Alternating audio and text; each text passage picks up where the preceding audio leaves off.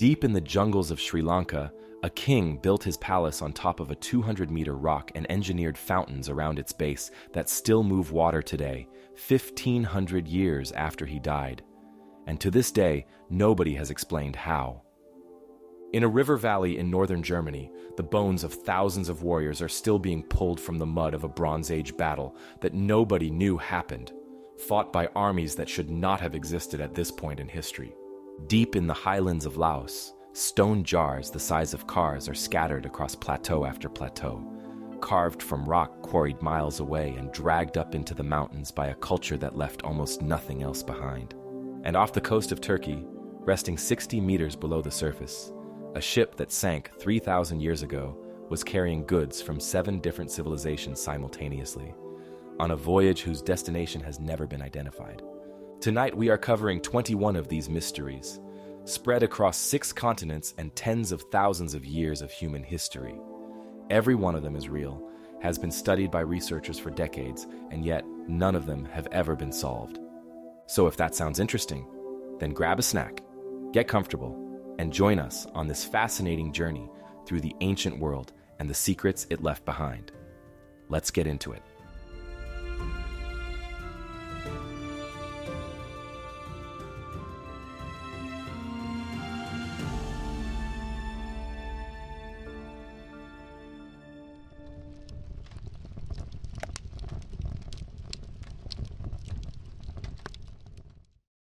Rising out of the flat jungle plains of central Sri Lanka, there is a single vertical column of stone 200 meters high, jutting straight up from the landscape with almost nothing around it at the same scale. It looks like something placed there deliberately, which in a sense it was, because 1,500 years ago someone chose this specific rock, climbed to the top of it, and built a palace. Not a small outpost or a simple lookout, but a full royal palace, with gardens, pools, frescoes, and fountains, sitting 200 meters above the surrounding jungle. That rock is called Sigiriya, and what makes it one of the most extraordinary ancient sites in the world is not just what was built on top of it. It is everything that surrounds it, runs beneath it, and clings halfway up its vertical face, and the fact that so much of it still has no complete explanation. The site sits in the Matale district of Sri Lanka, and has been known to local communities for centuries. British colonial officers formally documented it in the 19th century, but the detailed history of who built it and why comes from a much older source. The Kulavamsa is a Sri Lankan chronicle written in the 5th century AD, and it records one of the most dramatic stories of personal ambition in the ancient world. The story goes like this. In 477 AD, a prince named Kasyapa murdered his father, King Datusena, by sealing him alive inside a wall. He seized the throne, imprisoned his brother Moggallana, and declared himself king. Moggallana escaped to India, and Kasyapa, knowing his brother would eventually come back with an army, made his next move. He abandoned the existing royal capital and built a new one on top of a 200-meter rock in the middle of the jungle, somewhere no army could easily reach him, and where he could look down on everything he ruled. To understand the full scale of what Kasyapa was doing, it helps to know a little about the world he was operating in. Sri Lanka in the 5th century AD was a deeply Buddhist society, and its kings drew much of their authority from their relationship with the religion and its institutions. Kasyapa had killed his father and imprisoned his brother, which made him a parricide and a usurper by the standards of his own culture. Building Sigiriya was in part a response to that problem. The Kulavamsa describes him presenting himself as a god-king, positioning the rock not just as a fortress but as a sacred throne above the clouds, a place where a divine ruler could sit apart from ordinary humanity. Whether the people around him believed that or simply went along with it is a question the chronicle does not answer. What Kasyapa built across his 18-year reign is remarkable by any measure. On the summit, he constructed a palace complex covering around 1.6 hectares, with pools cut directly into the rock, formal gardens, terraces, residential buildings, and audience halls, all sitting 200 meters above the jungle floor. Everything up there had to be carried by hand. Every stone, every brick, every timber, hauled up the rock face by workers who left no account of how they did it. The amount of dressed stone and fired brick at the summit points to a sustained construction effort over many years, and researchers have noted that completing everything the chronicles describe within 18 years would have needed a very large workforce operating without much interruption. Halfway up the rock face, sheltered under a natural overhang in the stone, Callacpuma had frescoes painted directly onto the cliff. They show women, painted in mineral pigments that have survived 1,500 years of monsoon seasons and tropical heat. Around 20 of these figures remain today, but the original number is estimated to have been closer to 500, covering a much larger stretch of the rock face. Who the women are has been debated for decades. The Kulavamsa describes them as celestial beings from the divine realm Callacpuma claimed to inhabit, while other researchers have suggested they were women of the royal court, or figures from a specific religious tradition. No agreement has been reached. What makes the frescoes particularly puzzling from a practical point of view is how they were painted at all. They sit on a near-vertical rock face at mid-height on a 200-meter column of stone. Painting them would have required some kind of platform or scaffolding system suspended from the rock face, but no physical trace of any such structure has ever been found at the site. Whatever was used to get the painters and their materials into position left nothing behind. Below the frescoes, Callacpuma had a long surface of polished white plaster applied to the rock face, running for around 140 meters. It was smooth enough to work like a mirror, reportedly reflective enough that Callacpuma could see his own image in it as he made his way up the rock. After his death, when the site became a Buddhist monastery and later a popular pilgrimage stop, visitors began writing on this surface from the 6th century onward, scratching poems, observations, and expressions of admiration into the plaster over a period of 8 centuries. The mirror wall is now considered one of the oldest collections of visitor inscriptions in the world, with voices from across 8 centuries preserved in the plaster, and the full body of text has only ever been partially translated and published. At the base of the rock, before the climb begins, there is a water garden. A formal arrangement of pools, fountains, and channels runs along both sides of the main approach path, and what makes it stand out is that the fountains still work. During heavy rain, the ancient underground pipe system fills with water. Pressure builds in the chambers beneath the fountain nozzles, and water rises and falls exactly as it did when Callacpuma was alive. The system runs on gravity and pressure, with no pumping mechanism of any kind. Whoever designed it had a thorough understanding of hydraulics, and that understanding has never been attributed to a specific person or tradition. No comparable system from this period in this part of the world has been found anywhere else. The approach to the summit was once guarded by a gatehouse built in the form of an enormous lion. Visitors climbed through the lion's paws and continued upward through its body to reach the final section of the ascent.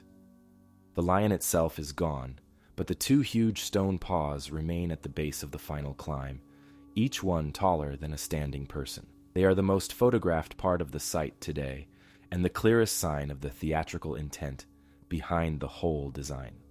Callacpuma was not just building a palace, he was building an experience, a journey through a divine landscape that ended at his feet.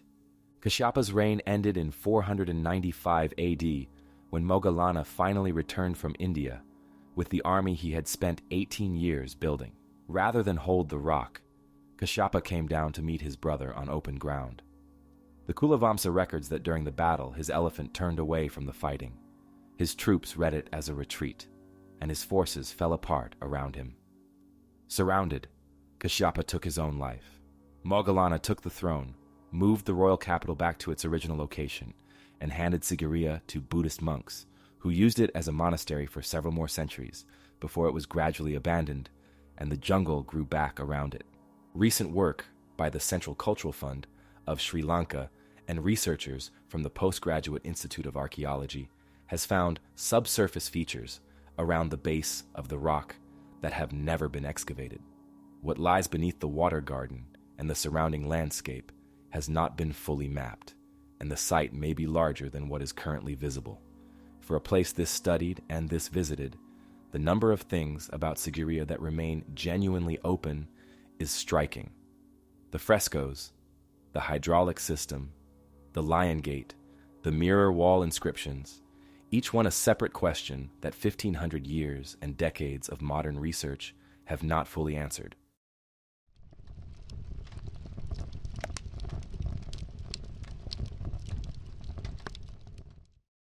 From a palace built on a rock above the clouds, we move to something much closer to the ground.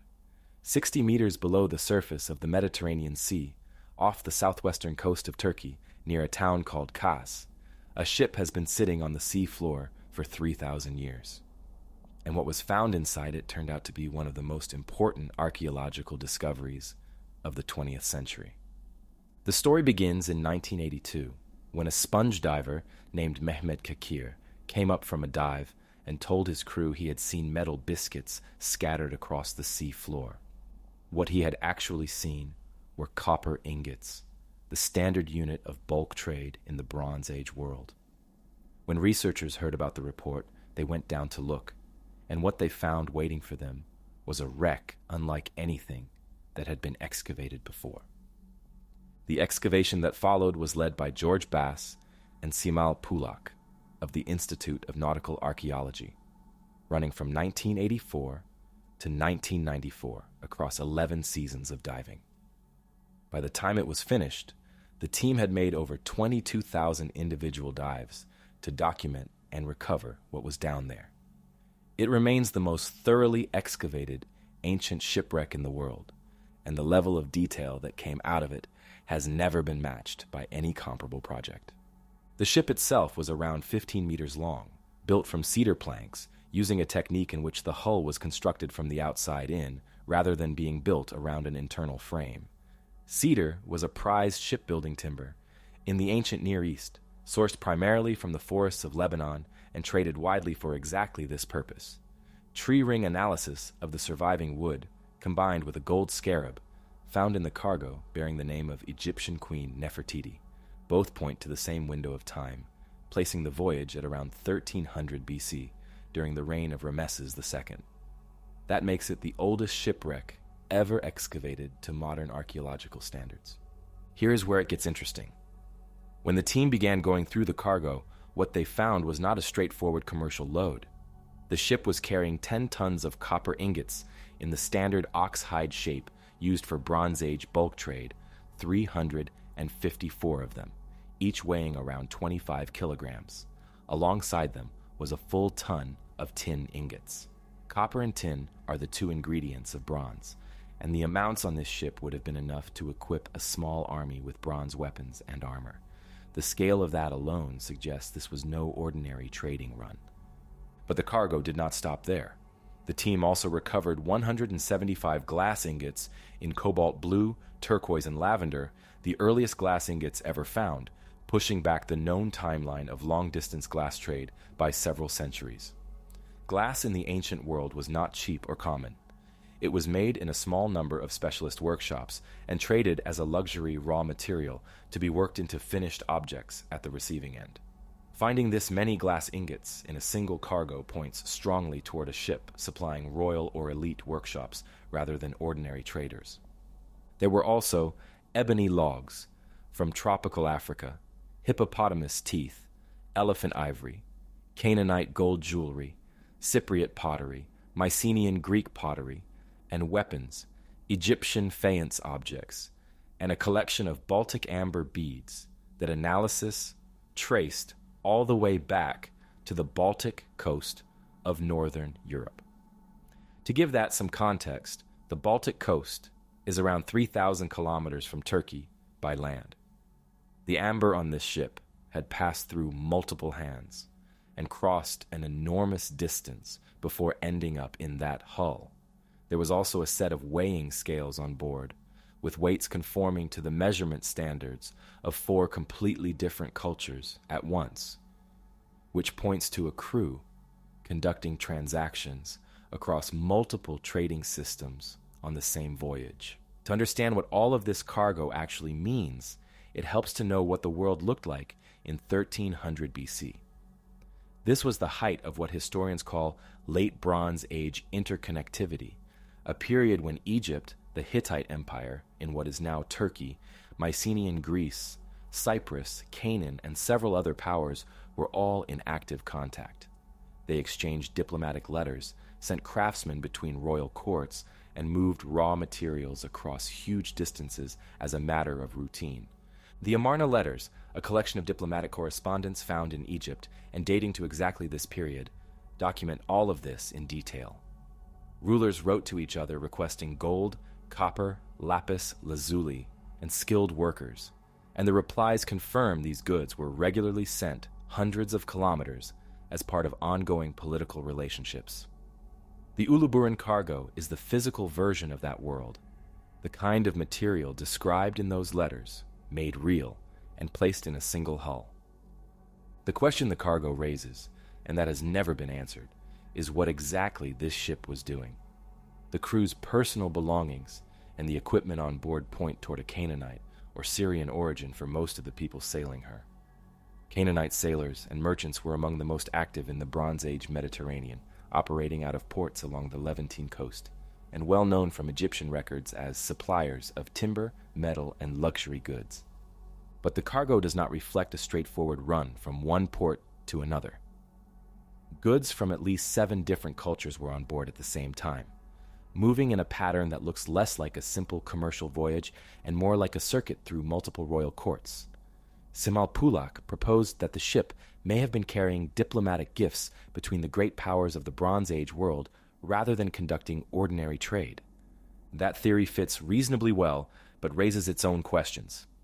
If this was a diplomatic vessel, whose court did it belong to, and where was it going when it sank? The wreck itself gave no answers, leaving no document, inscription, or identifying mark naming the ship's owners or destination. The most likely cause of the sinking was simply running too close to the rocky coastline in difficult conditions, a common fate for ancient ships in this part of the Mediterranean. More recent research has added more detail to the picture. Neutron activation analysis of the copper ingots, published by geochemist Ernst Pernicka, confirmed the copper came from Cyprus, which lines up with what ancient texts say about Cypriot copper exports in this period. The tin is a more complicated story.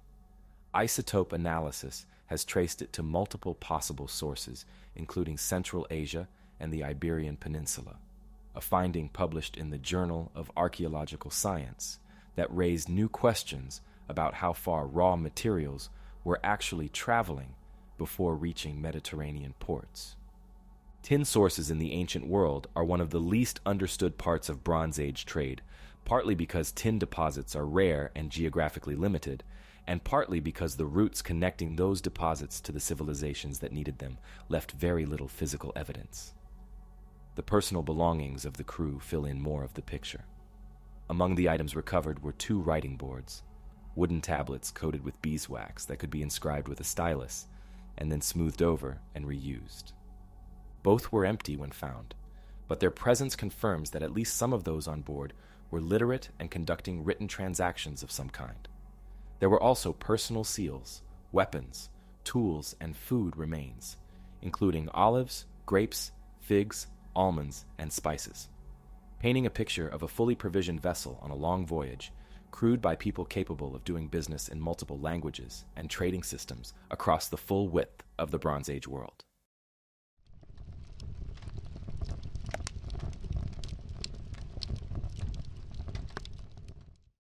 We have spent time with a Bronze Age ship carrying goods from 7 civilizations on a single voyage, and what that tells us about how connected the ancient world already was by 1300 BC. Now we are going to stay in that same period of history, but move from the Mediterranean to northern Europe, and from a shipwreck to something that raised even more questions. In 1996, an amateur archaeologist named Rolf Kuhn was walking along the bank of the Tollense River in the state of Mecklenburg-Vorpommern in northeastern Germany when he spotted something sticking out of the mud. It was a human upper arm bone, and embedded in it was a flint arrowhead. He reported the find to local authorities, and it was noted and filed away. Nobody followed up on it immediately. It would be another 12 years before anyone went back to look properly. When systematic excavation finally began in 2008, led by Detlef Janssen of the State Office for Culture and Monument Preservation in Mecklenburg-Vorpommern. What the team found in the riverbank and the riverbed changed the picture of Bronze Age Northern Europe in a way that nobody had anticipated. By 2020, over 13,000 individual bones had been pulled from a stretch of the Tollense River approximately 1 kilometer long. Those bones represent a minimum of 140 people, and the actual number is likely considerably higher, given that the river has been shifting and eroding the site for 3,000 years. Some estimates, based on the density of remains across the excavated area, suggest the true number of individuals could be 4 or 5 times higher than what the recovered bones currently confirm. What the bones show is a battle. A real, large-scale, organized battle fought on the banks of this river around 1300 BC. The way researchers know this is written in the injuries on the bones themselves. The vast majority belong to young men between 16 and 25 years old. Many have embedded arrowheads, both bronze and flint, still lodged in the bone where they struck. Skulls show blunt force trauma consistent with clubs or the flat of a sword. Long bones have cut marks from blade weapons. And a significant number of individuals show what are called defensive wounds, injuries on the forearm bones that happen when someone raises their arm to protect their head from a blow. These are not the bones of people who were rounded up and killed. They are the bones of people who were fighting back. Horse bones were also recovered in significant numbers alongside the human remains, along with bronze weapons including swords, spears, and arrowheads scattered across the riverbed. The horses are an important detail. Keeping and riding horses in Bronze Age Northern Europe was expensive and required resources and organization well beyond what an ordinary farming community could sustain. The presence of mounted warriors at Tollense points to a level of military investment and social hierarchy in this region that simply was not part of the accepted picture before this site was found. To understand why that matters, here is the picture that archaeologists had of Bronze Age Northern Europe before Tollense came along. The region was seen as a patchwork of small, dispersed farming communities with limited political organization and no real capacity for large-scale coordinated violence. Individual chieftains, small-scale raiding between neighboring groups, local disputes over land or livestock, that was the assumed social reality of the period. A pitched battle involving potentially thousands of warriors drawn from a wide geographic area simply had no place in that picture. Tollense put it there. A study published in the journal Antiquity in 2017 by Janssen and colleagues worked through the numbers carefully. The 1 kilometer stretch of excavated riverbank is almost certainly not the full extent of the battle site. The river has shifted course over 3,000 years. The banks have eroded significantly, and much of what was originally deposited is almost certainly gone. If the excavated section represents only a portion of where the fighting took place, the researchers estimated that the total number of combatants could have run into the thousands. An army of that size in Bronze Age Central Europe does not appear from nowhere. It requires food supplies for the journey, weapons produced at scale, a command structure capable of making decisions under pressure, and someone with enough authority and reach to pull men together from across a large territory and move them to a specific location at a specific time. This is where the isotope analysis adds another layer to the picture. Bone chemistry retains a chemical signature of the water and food a person consumed during childhood, and that signature varies depending on the local geology of where they grew up. It works a bit like a fingerprint of the landscape a person was raised in. When Ute Brinker and colleagues published their isotope study in Archaeological and Anthropological Sciences in 2020, they found that a significant proportion of the warriors at Tollense had not grown up anywhere near the Tollense Valley. Some had signatures consistent with regions potentially as far away as southern or central Europe, hundreds of kilometers from the river where they died. These were not local men defending their community from an outside threat. They were warriors who had traveled long distances to fight in this particular place, which points strongly towards some form of organized military recruitment or mercenary forces being assembled and directed across large parts of Bronze Age Europe. The logistics of moving an army of potentially thousands of men across hundreds of kilometers in 1300 BC are worth sitting with for a moment. These people had no wheeled transport suited to long-distance movement over rough terrain, no established road network, and no standing army in any institutional sense. Feeding a force of that size on the move would have required planning and supply chains that left no trace in the archaeological record of the region. And yet the bones in the Tollense are the physical proof that someone made it happen. Who was fighting whom, what they were fighting over, and who won has never been established. The bones do not carry any identifying marks. There is no inscription at the site, and no record in any surviving text that describes or even mentions the battle. Whatever happened on the banks of the Tollense in 1300 BC was significant enough to draw thousands of men from across a wide region to fight at a single river crossing in northern Germany, and then it disappeared from the historical record entirely until a man walking along a muddy riverbank noticed a bone sticking out of the ground. The question of why so many bodies and so much equipment ended up in the river, rather than on the surrounding banks, is one that researchers have given a lot of thought to. The leading theory is that a bridge or causeway once crossed the Tollense at this point, and that control of that crossing was what the battle was actually about. River crossings were strategically valuable in the Bronze Age, for the same reason they were valuable in every era before modern engineering. They were fixed points where movement could be controlled or blocked. If both sides were pushing toward the same narrow crossing point, the dead and wounded would have fallen into the water, taking their weapons and equipment with them as they went. The river then preserved everything beneath the sediment for 3,000 years, waiting for a retired archaeologist out for a walk to notice something sticking out of the bank.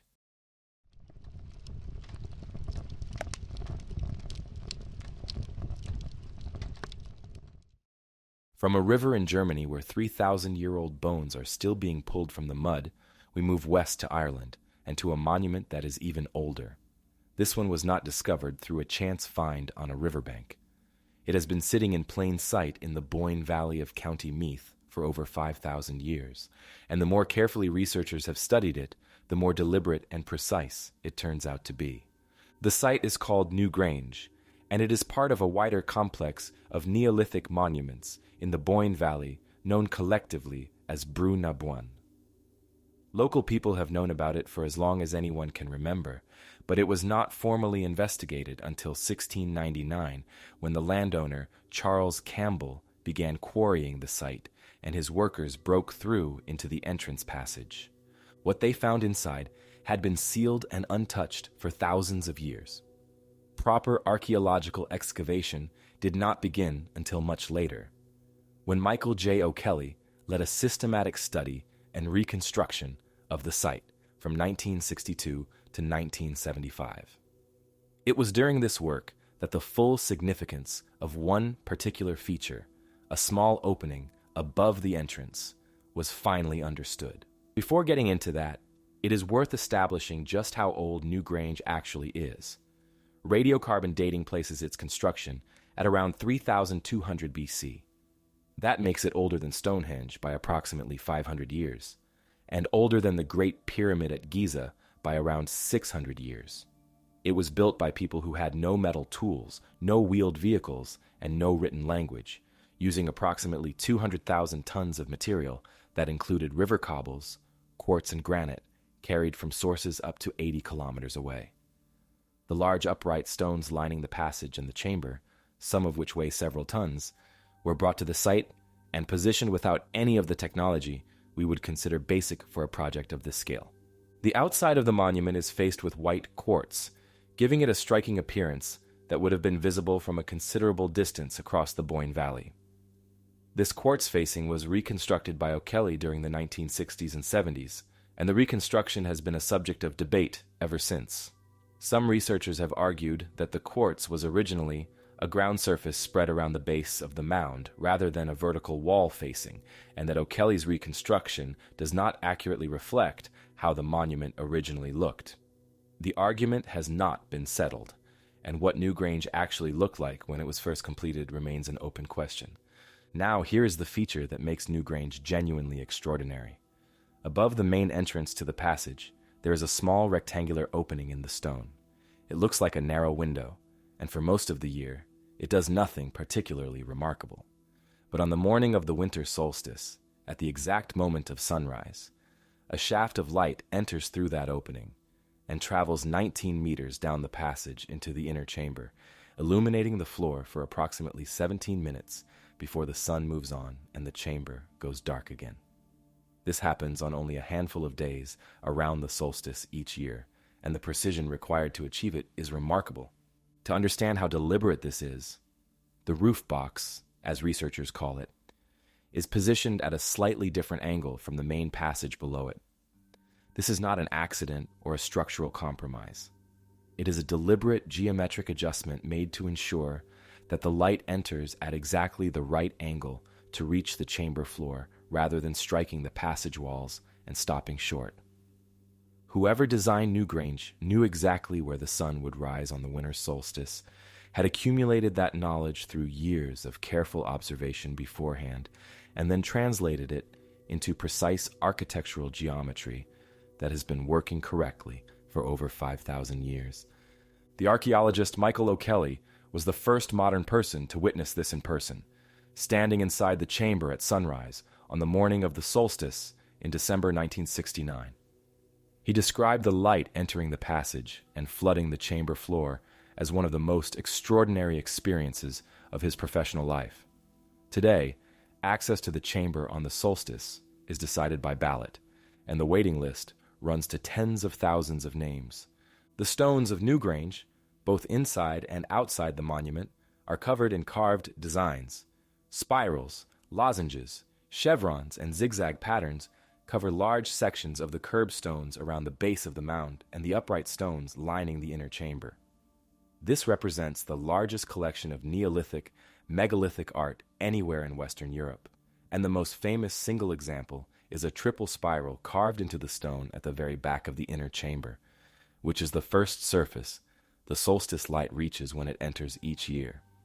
A study by Robin Brown, published in the Cambridge Archaeological Journal, examined how the carved art is distributed across the site and found that it is concentrated at structurally and visually significant points throughout the monument, suggesting the entire art program was planned as part of the original design rather than being added gradually over time. What the symbols actually mean has never been established. Whether they represent a ritual language, a form of astronomical notation, a recording system of some kind, or something else entirely, no framework has been found that explains them convincingly. The builders themselves are one of the most interesting recent developments in Newgrange research. The culture that constructed the monument left no writing, no confirmed settlement of comparable scale anywhere in Ireland, and no clear successor tradition that inherited their architectural knowledge. In 2020, Lara Cassidy and colleagues published a study in the journal Nature examining ancient DNA from individuals buried at Newgrange and nearby sites. The results were striking. One of the individuals, buried in the inner chamber of Newgrange, showed genetic evidence of first or second degree incestuous parentage, meaning their parents were closely related at the level of siblings, or parent and child. In most societies, this kind of relationship is strongly taboo, but in certain historical contexts, particularly among ruling classes who believed themselves to be divine or semi-divine, dynastic inbreeding was practiced deliberately to keep power and sacred status within a narrow bloodline. The Egyptian pharaohs are the most well-known example. Finding the same pattern in a Neolithic burial at the most prestigious site in Ireland suggests that the society which built Newgrange was more hierarchical and more politically organized than the conventional picture of Neolithic farming communities allows for. Someone held enough power in this landscape to command the construction of a monument requiring 200,000 tons of material, and the DNA evidence suggests that person came from a family that had been carefully controlling its own bloodline for generations.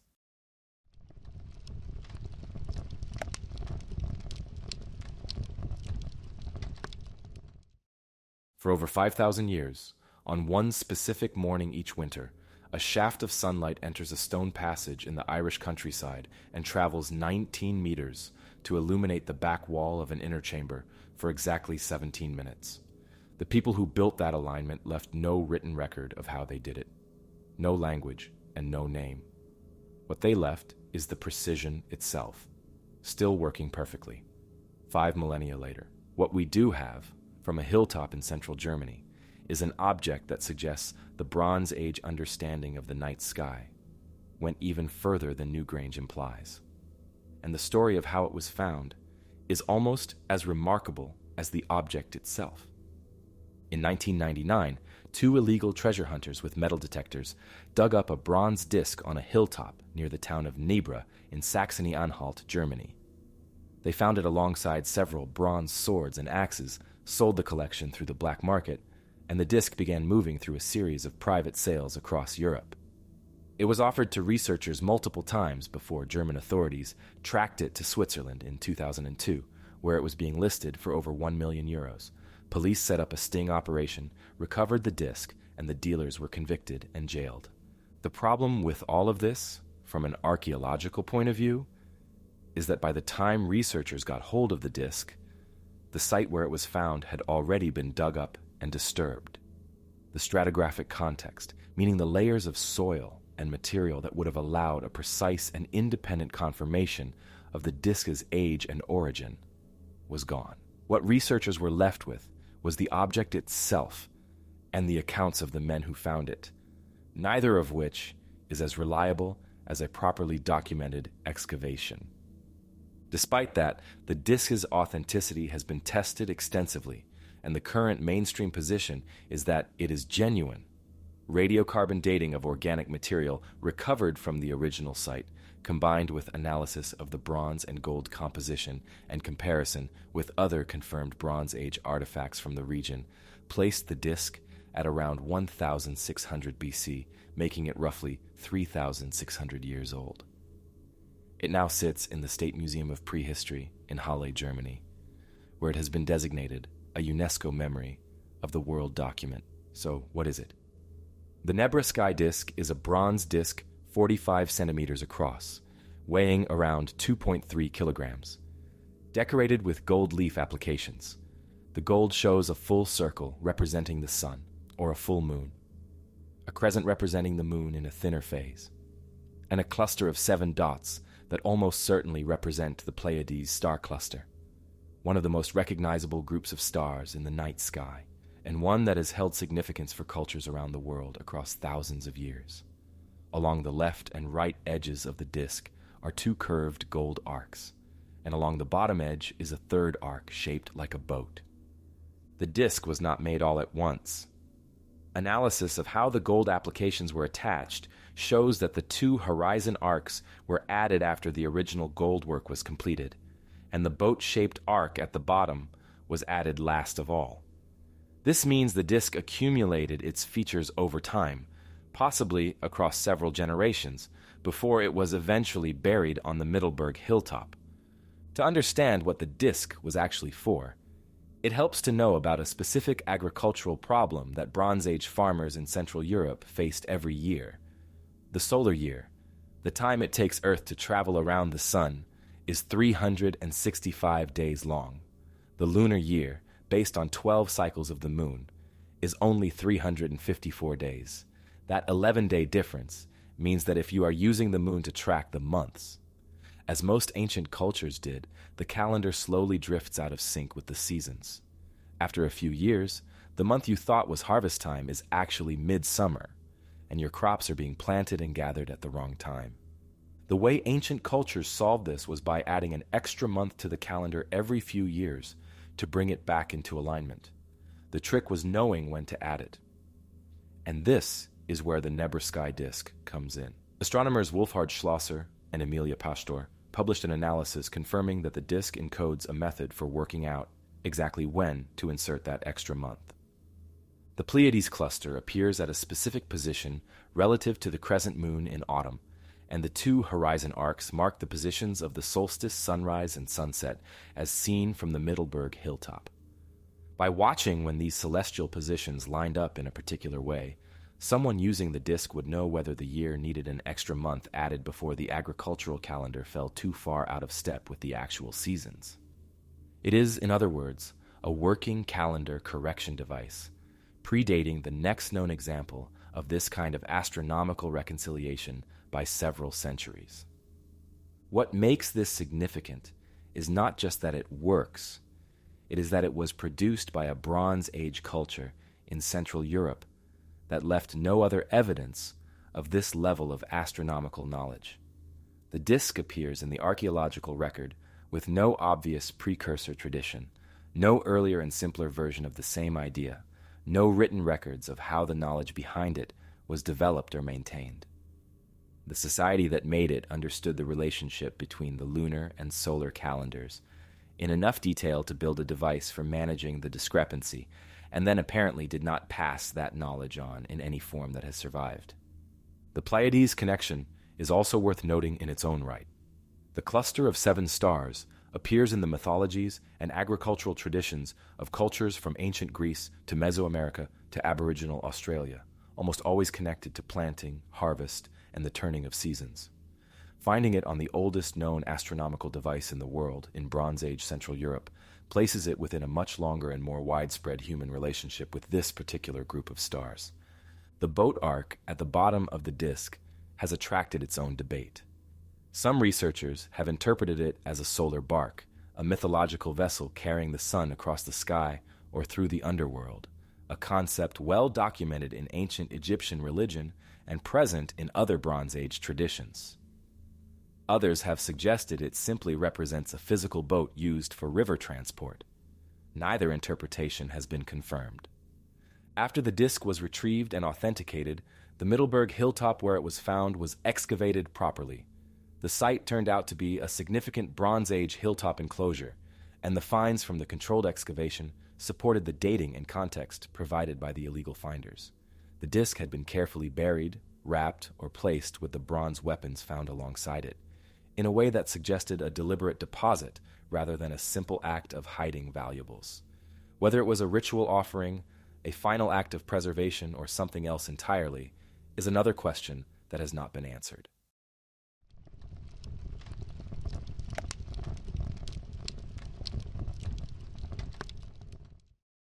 Everything we have looked at so far has involved something we can at least partially explain.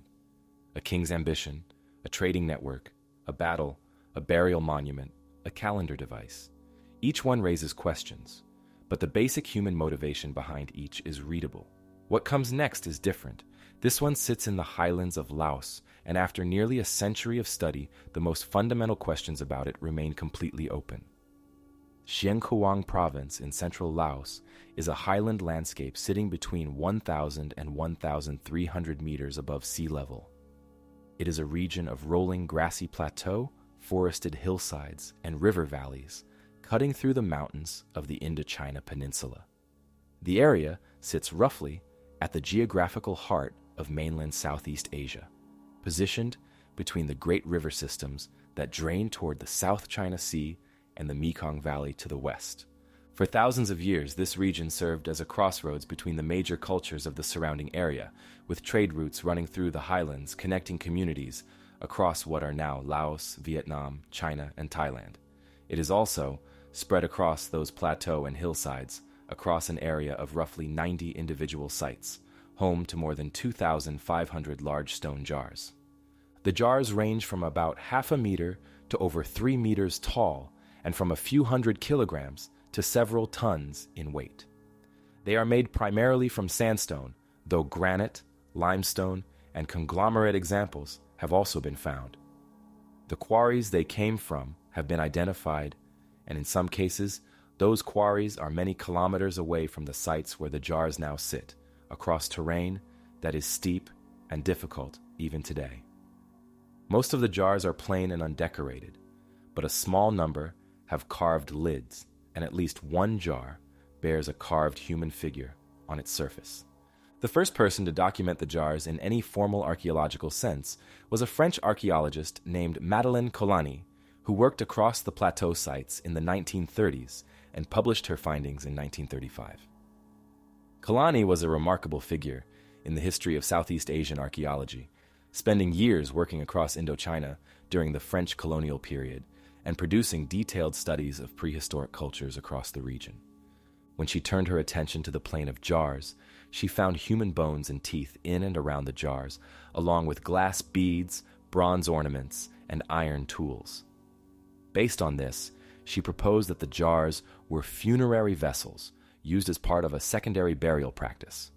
Secondary burial is a process in which a body is first allowed to decompose somewhere else, and then the remaining bones are collected and placed in a permanent container for long-term storage or commemoration.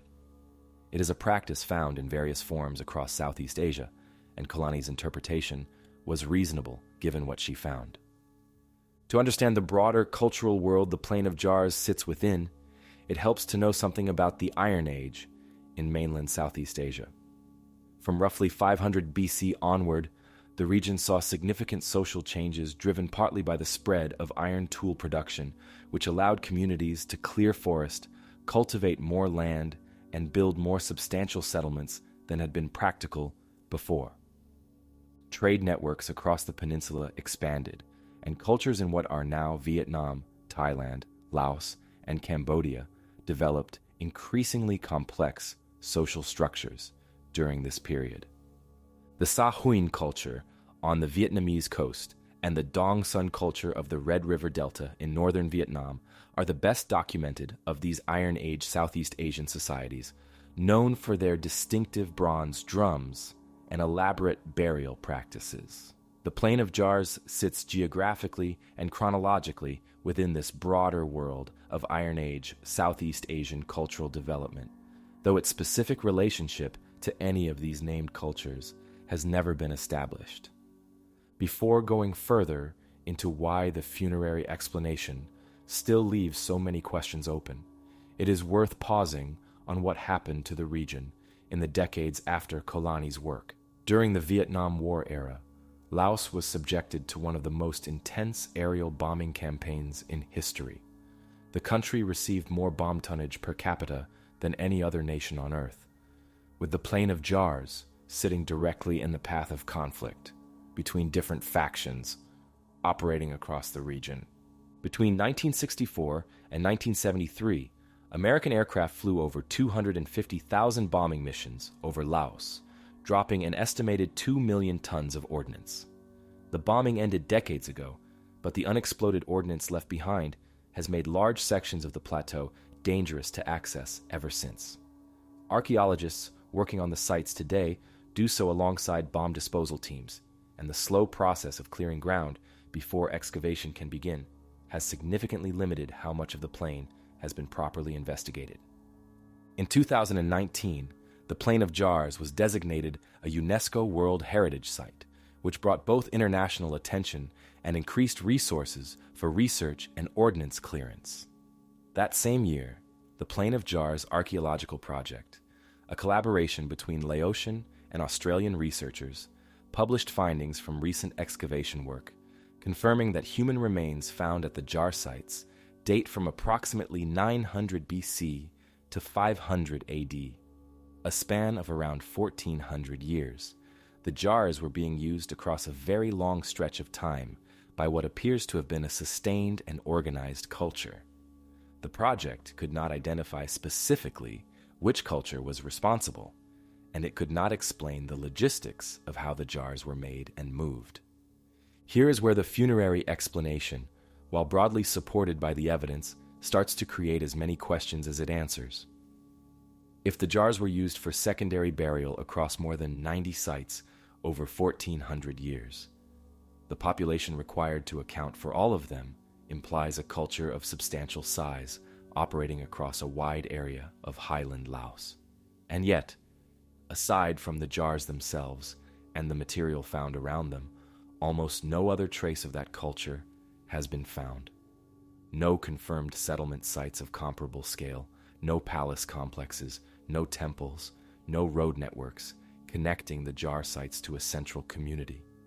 The jars are the evidence, and almost everything else is absent.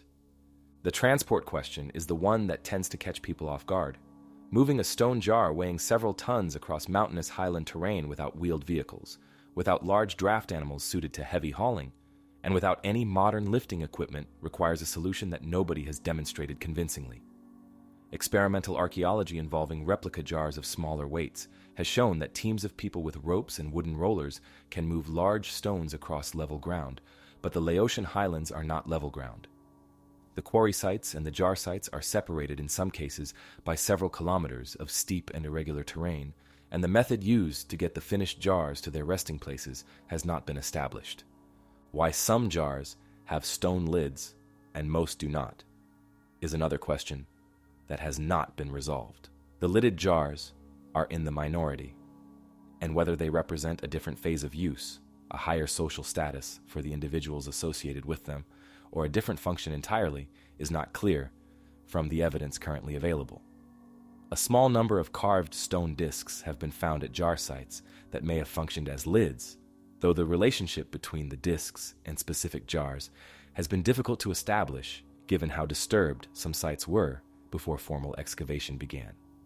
The single jar with a carved human figure on it is one of the more discussed individual objects from the plain, partly because it is unique among the thousands of jars found so far, and partly because the figure itself is simple enough that its meaning is hard to read. It does not obviously represent a deity, a ruler, or an ancestor in any way that connects clearly to known artistic traditions from the surrounding region. It is simply a human form on a jar, standing alone as the only example of representational carving found across the entire site complex, and nobody has been able to say with confidence what it means or why that particular jar was singled out for decoration when the rest were left plain.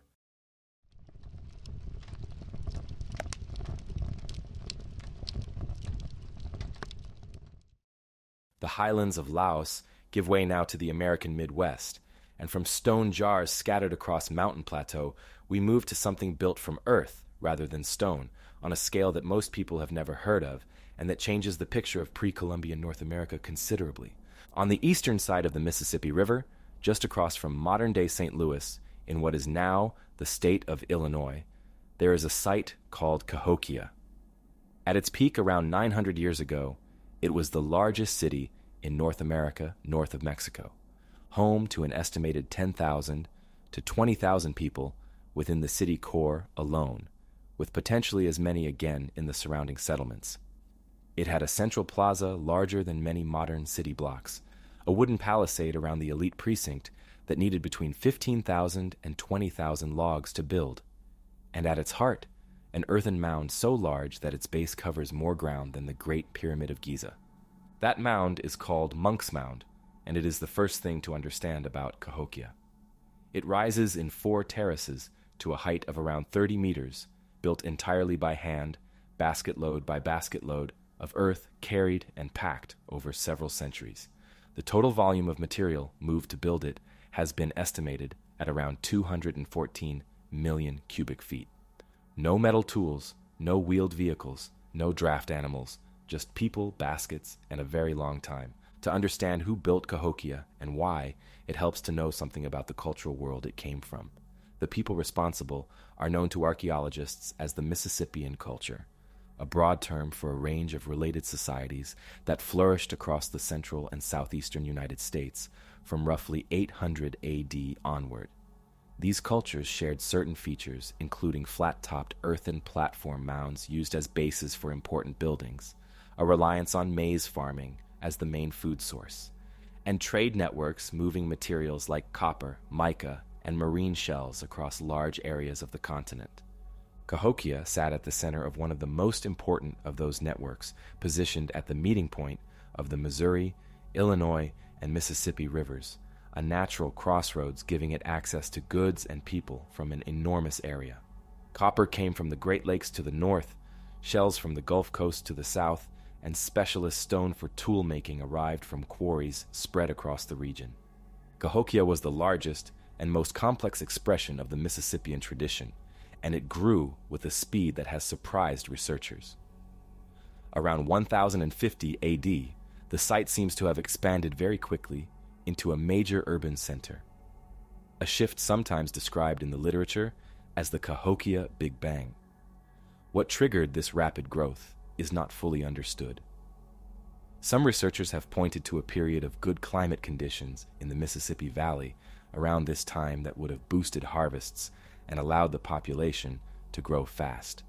Others have suggested a new religious movement or a particularly influential leader may have drawn people to the site.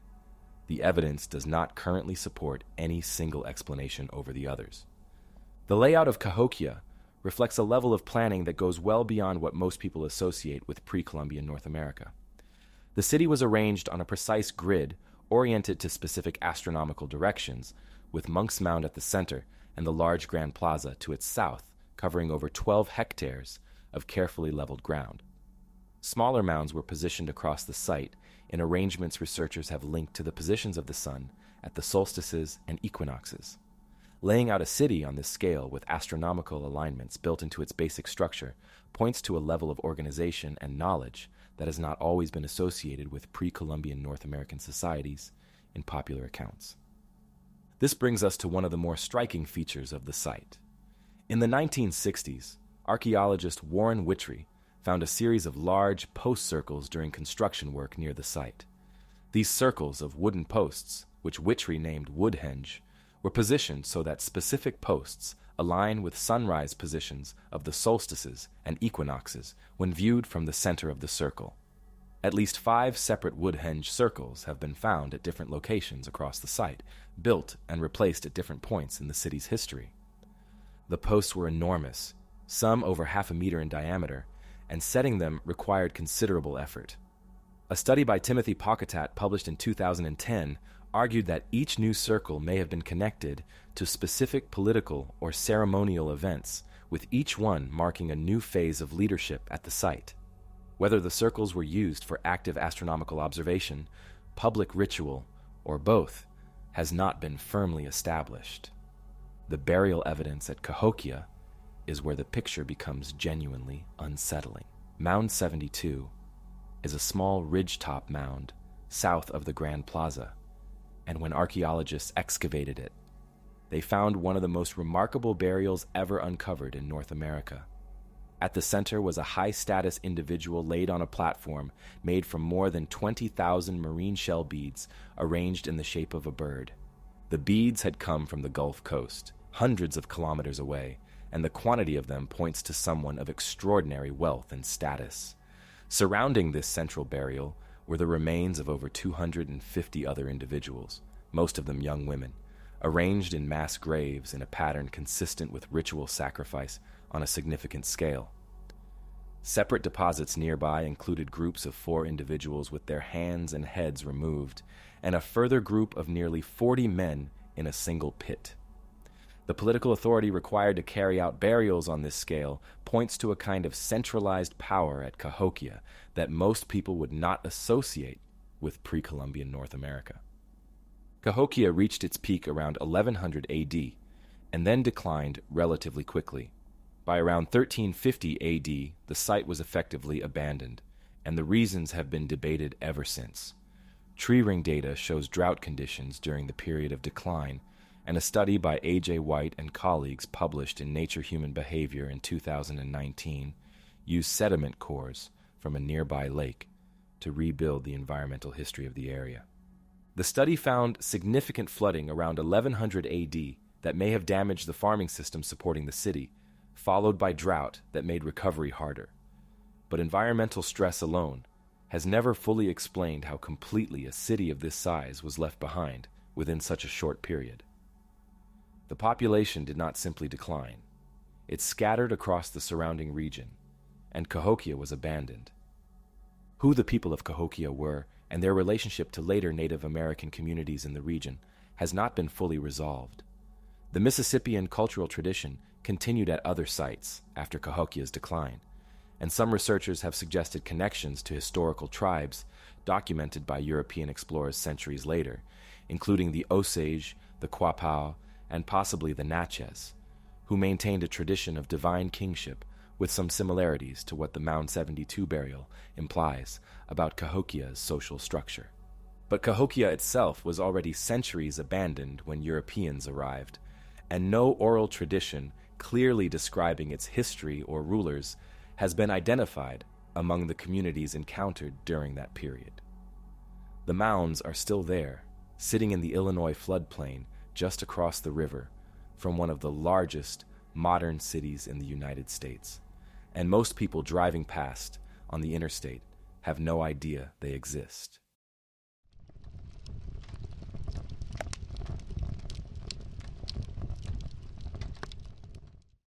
From the plains of Illinois, we travel to the other side of the world, to one of the most remote and ancient landscapes on Earth.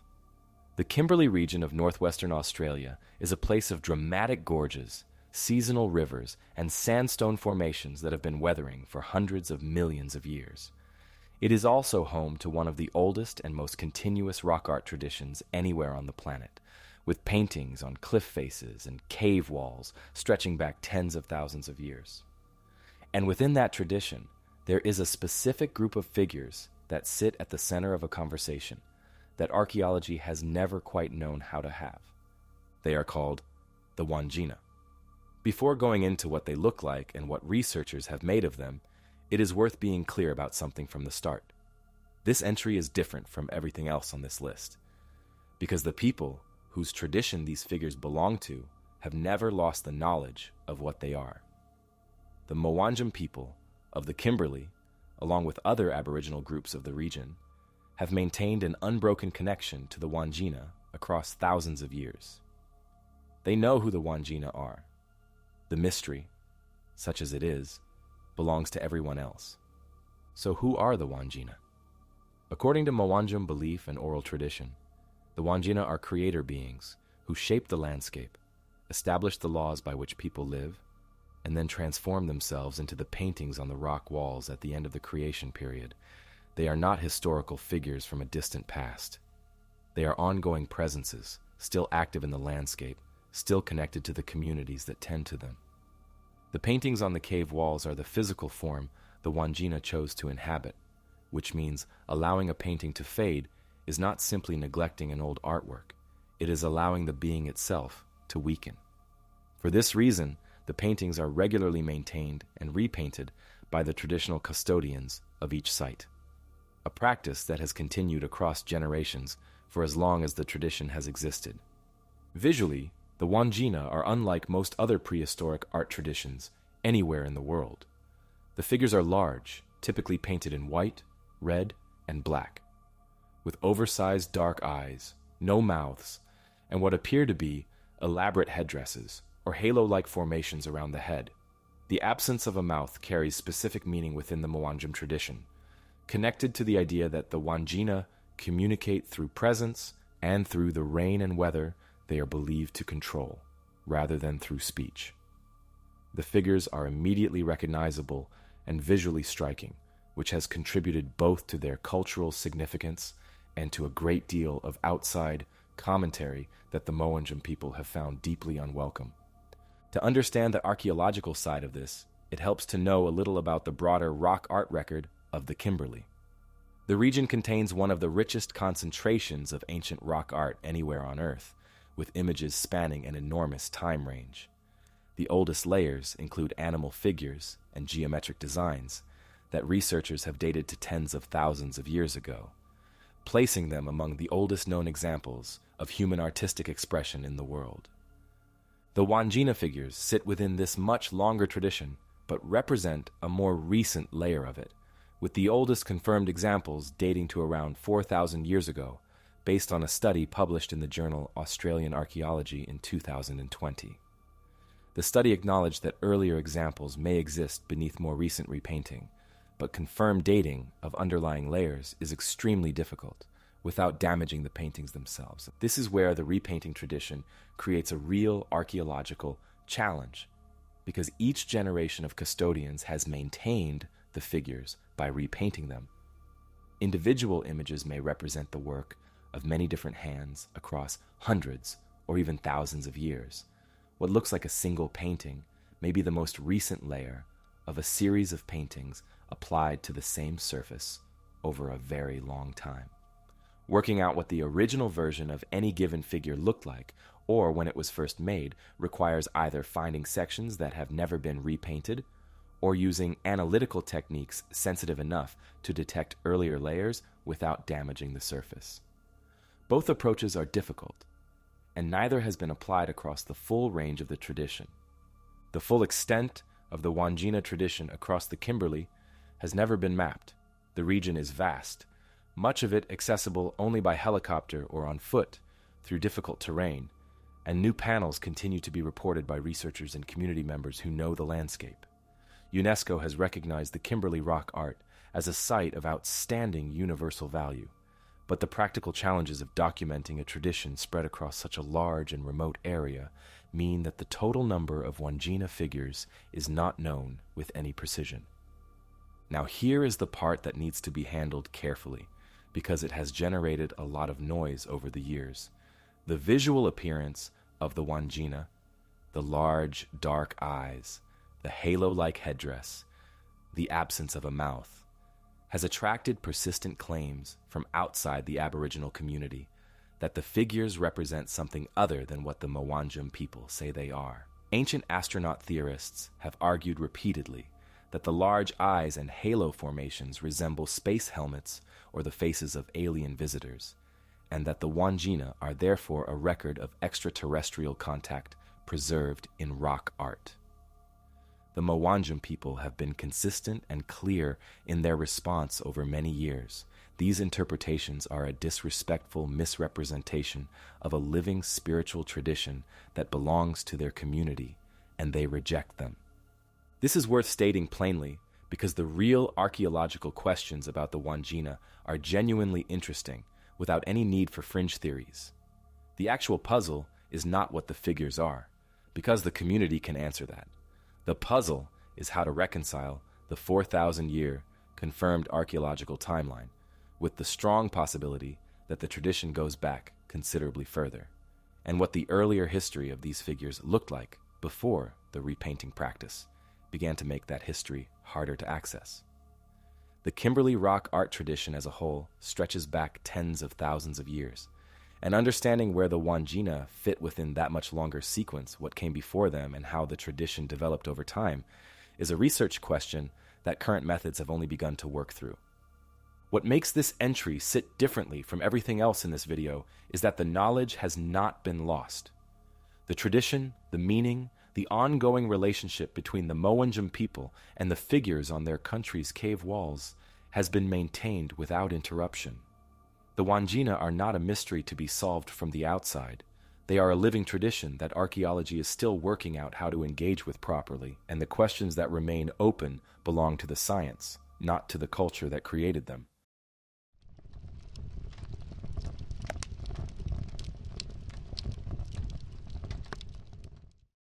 Still in North America, but we are now moving from Illinois to Ohio, and from a city built by thousands to something built by far fewer people that raises an entirely different kind of question. This one is not about scale or about a lost culture. It is about a single earthwork in the shape of a serpent, and the fact that two separate teams of researchers, both using legitimate scientific methods, have dated it to completely different periods in history. 1,000 years apart. The Serpent Mound sits in Adams County, Ohio, on a stretch of land that is unusual in its own right. Beneath the site is a geological formation called the Serpent Mound crypto-explosion structure, a circular disruption in the bedrock that was created either by a meteorite impact or by a volcanic gas explosion approximately 300 million years ago. The rock layers in the area are buckled and folded in ways that make the local landscape visibly different from the surrounding countryside if you know what to look for. Whether the people who built the mound above it knew what had happened to the ground beneath them is unknown, but the choice of this specific location was clearly deliberate. The mound itself is around 411 meters long, following the curving shape of a large serpent. The body winds across the landscape in a series of broad curves, and at the head end, there is an oval feature that researchers have interpreted in different ways over the years. Some have described it as the serpent's eye. Others have suggested it represents an egg that the serpent is in the process of swallowing. Others still have argued it is a separate astronomical marker that was connected to the serpent form as part of a deliberate cosmological design. No single interpretation has been accepted by the field as a whole.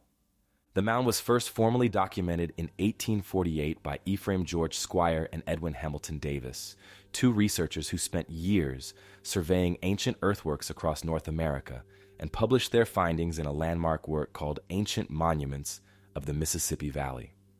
Squire and Davis recognized the Serpent Mound as something remarkable, but the site remained in private hands until 1886, when Frederick Ward Putnam of Harvard University raised funds to purchase the land, specifically to prevent it from being plowed over for farming. Putnam began excavating the site in the 1880s, but found no datable material within the mound body itself, which left the question of who built it and when completely open. That question is still open today, and here is the problem.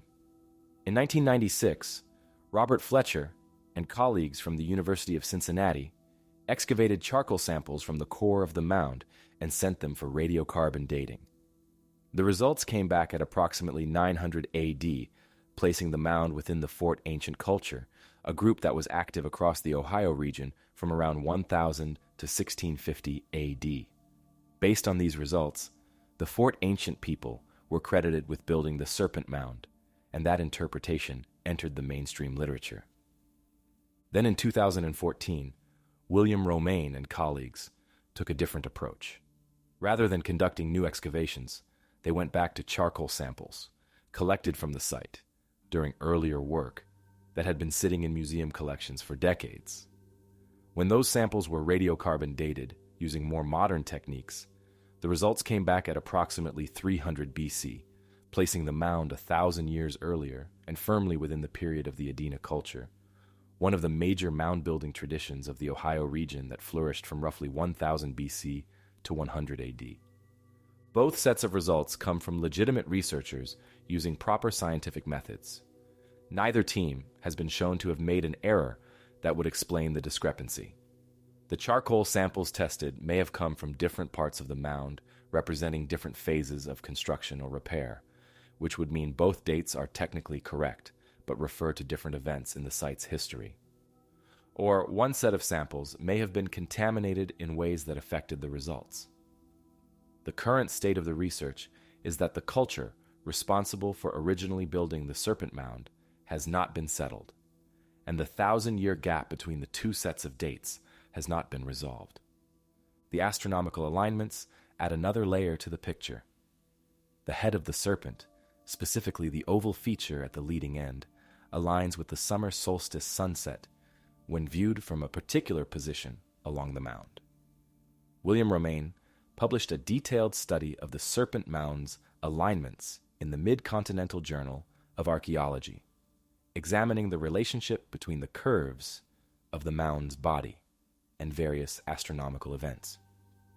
His analysis found that multiple points along the mound correspond to solstice and equinox positions, as well as to specific positions of the moon during what are called major and minor lunar standstills, events that occur on an 18.6-year cycle.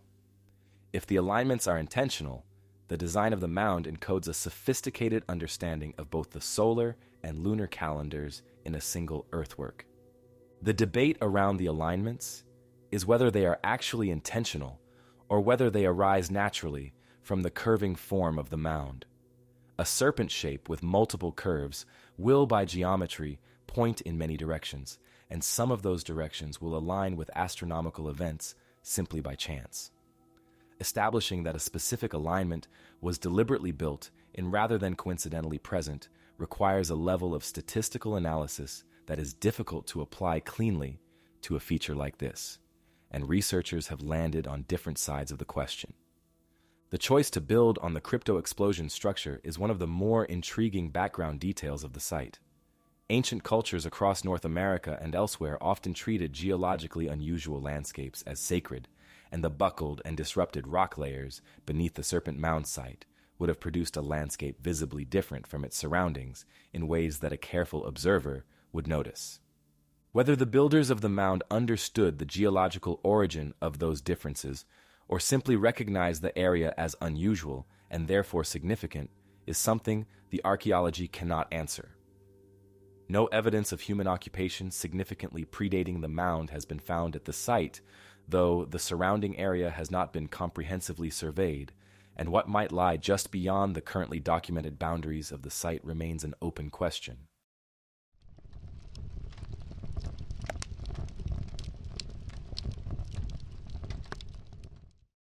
In a library in the German city of Dresden, there's a book that has been sitting on a shelf for nearly 3 centuries. It is made from fig tree bark paper, folded accordion style into 39 leaves. It is covered in hieroglyphic text and colored illustrations. It was written by the ancient Maya, and what it contains has been surprising researchers ever since they first worked out how to read it. The book is called the Dresden Codex, and it is one of only 4 pre-Columbian Maya manuscripts known to have survived. To understand how rare that is, it helps to know what happened to the rest.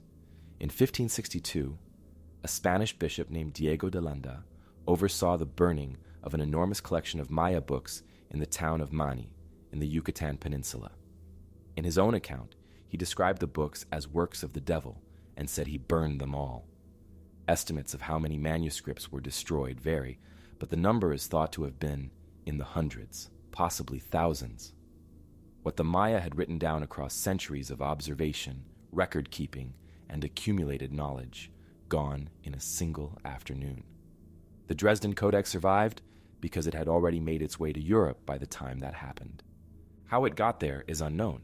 The Codex was purchased in Vienna in 1739 by Johann Christian Goetze, the director of the Dresden Royal Library, from a private collection. Nobody has ever established how a Maya manuscript ended up in a private collection in Vienna in the early 18th century, and the trail goes cold long before it can be traced back to any specific point in Central America. Goetze bought it, brought it to Dresden, and there it has stayed. The manuscript dates to approximately the 11th or 12th century AD, but the content it contains is believed to be a copy of much older texts, meaning the astronomical knowledge recorded in it predates the surviving document by a considerable margin. What the Codex actually contains is where this gets remarkable. The bulk of the manuscript is devoted to astronomical tables, and the most studied of these tracks the movements of Venus. To understand why Venus mattered so much to the Maya, it helps to know that the planet was one of the most important bodies in the Maya sky. Venus appears sometimes as the morning star before sunrise, and sometimes as the evening star after sunset, and the cycle between these appearances follows a pattern that repeats over a period of 584 days. The Maya tracked this cycle obsessively, connecting it to their calendar, their agricultural planning, and their ritual life in ways that are still being fully worked out by researchers. The Dresden Codex tracks the Venus cycle across 5 consecutive 8-year periods, covering all the different positions Venus occupies relative to the Sun over a span of roughly 40 years. And the accuracy of these tables is what makes researchers sit up and pay attention. The Maya calculation of the Venus synodic cycle, meaning the time it takes for Venus to return to the same position relative to Earth and the Sun, is accurate to within 2 hours over a 577-year period. That is not an approximation or a rough estimate. That is precision that can only come from centuries of careful, systematic observation, carried out across many generations of skywatchers recording what they saw and passing it down. What makes this more striking is that the Codex does not simply record observations. It includes a correction formula, a mathematical adjustment built into the tables that keeps the calendar aligned with the actual movements of Venus over long periods of time. Recognizing that a calendar will drift, and building in a correction to account for that drift, requires a level of mathematical thinking that goes well beyond simply watching the sky. A study by Anthony Aveni, published in the journal Archaeastronomy, examined the Venus tables in detail and confirmed that the accuracy achieved could only have come from centuries of systematic record-keeping long before the surviving manuscript was written. The Codex is a copy of something older, which was itself probably a copy of something older still. The Venus tables are the most famous part of the Codex, but they are not all of it. The manuscript also contains a solar eclipse warning table, and this is worth spending a moment on because of how it works. The table does not predict individual eclipses in the way a modern astronomical calculation would. Instead, it identifies which intervals in the Maya calendar fall within what astronomers call eclipse seasons, periods of the year when the alignment of the sun, moon, and earth makes eclipses astronomically possible. This is a subtle but significant distinction. Building a table that tells you not when an eclipse will happen, but when it could happen, requires understanding the underlying mechanics of why eclipses occur. Specifically, the relationship between the cycle of the moon's phases and the cycle of the moon's orbit around the Earth. How the Maya developed this understanding, working from naked eye observation alone without telescopes or the mathematical notation we now consider basic to astronomy, has not been satisfactorily explained. The Codex also contains tables tracking the movements of Mars, a flood almanac showing a serpent pouring water from the sky that some researchers have interpreted as a record of a catastrophic flood event, and a lunar series calculating the positions of the moon across the Maya calendar. Taken together, it is an extraordinary document, a concentrated record of accumulated astronomical knowledge that the Maya had been building across generations. And here's the part that sits uncomfortably alongside all of this. What is in the Dresden Codex is remarkable, but the Dresden Codex is one of 4 surviving manuscripts. Hundreds, possibly thousands, of others were burned by Diego de Landa in 1562. The astronomy in the Dresden Codex points to a much larger body of knowledge behind it, built up across centuries of careful observation and record-keeping by a culture that clearly understood the sky in ways that still surprise researchers today. What else the Maya had written down? What other tables? What other cycles? What other accumulated knowledge was in those books is something that cannot be recovered. The burning happened, and that is the end of it.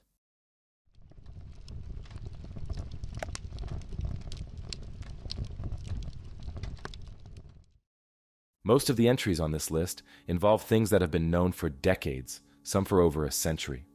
Researchers have had a long time to sit with them, argue about them, and reach the level of considered disagreement that tends to settle into established debate. This next one is different. It only became public knowledge in 2021, and the field is still working out what to do with it. In the desert of New Mexico, there is a place called White Sands National Park. It is one of the most striking landscapes in North America, a vast expanse of white gypsum dunes surrounded by mountain ranges, sitting in a basin that was once the floor of a shallow, prehistoric lake. In 2009, a man named David Bustos, who worked as the resources program manager at the park, noticed something unusual in a patch of dried lake sediment. Pressed into the ancient mud, preserved by thousands of years of dry desert conditions, were human footprints. Bustos reported the find and eventually connected with Matthew Bennett, a researcher from Bournemouth University in England, who specialized in ancient human tracks. Bennett led a systematic excavation and dating project at the site, and in September 2021, the results were published in the journal Science. What the paper described was 61 individual human footprints, the largest collection of fossilized human footprints ever found in the Americas, preserved in sediment layers at the edge of what had once been a shallow lake shore. The tracks are not just a cluster of footprints in one spot. They form a trackway, meaning a series of prints left by people actually walking across the landscape. And the details preserved in the sediment are remarkably clear. The tracks show individuals of different ages moving across the old lake shore. Some belong to children. One set is particularly interesting because the depth of the prints and the way the gait changes mid-track suggests an adult carrying a child on their hip, the shifted weight altering the pattern of each step in a way that is still readable in the sediment tens of thousands of years later. The dating is where this discovery moves from interesting to genuinely significant. To establish how old the footprints were, the team dated seeds from an aquatic plant called Rupia serosa that were found within the sediment layers directly above and below the footprint horizon. Radiocarbon dating of those seeds returned ages of between 21,000 and 23,000 years ago. The footprints are sandwiched between those two dated layers, which places the people who made them in New Mexico somewhere between 21 and 23,000 years before the present. To understand why that date caused such a stir, it helps to know the background story of how archaeologists have traditionally understood the peopling of the Americas. For much of the 20th century, the dominant model was called Clovis first. The Clovis people were a culture identified through a distinctive style of stone spear point found at sites across North America, with the oldest confirmed examples dating to around 13,000 years ago. The theory held that the Clovis people represented the first humans in the Americas, having crossed from Siberia into Alaska via a land bridge that was exposed during the Ice Age when sea levels were lower, and then moved southward through a corridor between the retreating ice sheets. The White Sands dates put humans in New Mexico between 21 and 23,000 years ago. That is between 4,000 and 6,000 years before the oldest Clovis sites. And here's the complicating factor. 21,000 years ago falls within the last glacial maximum, the coldest and most severe phase of the last ice age. At that point, the ice sheets covering North America were at or near their greatest extent. The overland corridor through the ice that the Clovis first model relies on is generally thought to have been closed or largely impassable during this period, blocked by the meeting of the Laurentide and Cordilleran ice sheets. If people were in New Mexico at that time, they could not have got there through the corridor. They would have needed a different route. The most widely discussed alternative is a coastal route, with people moving south along the Pacific coastline of North America, perhaps partly by boat, bypassing the interior ice sheets entirely. This idea has been gaining traction in the field for a number of years, supported by evidence from other sites suggesting pre-Clovis human presence in various parts of the Americas. The White Sands discovery is the most clearly dated of these sites and the one that places humans furthest back in time with the strongest direct evidence, which is why it has had such an impact on the conversation. The team anticipated that the dating would be questioned, and it was. One of the concerns raised was the possibility of what researchers call a hardwater effect, a situation where the plant material being dated has absorbed dissolved ancient carbon from groundwater, making it appear older than it actually is. Aquatic plants like Ruppia serosa are considered potentially susceptible to this issue.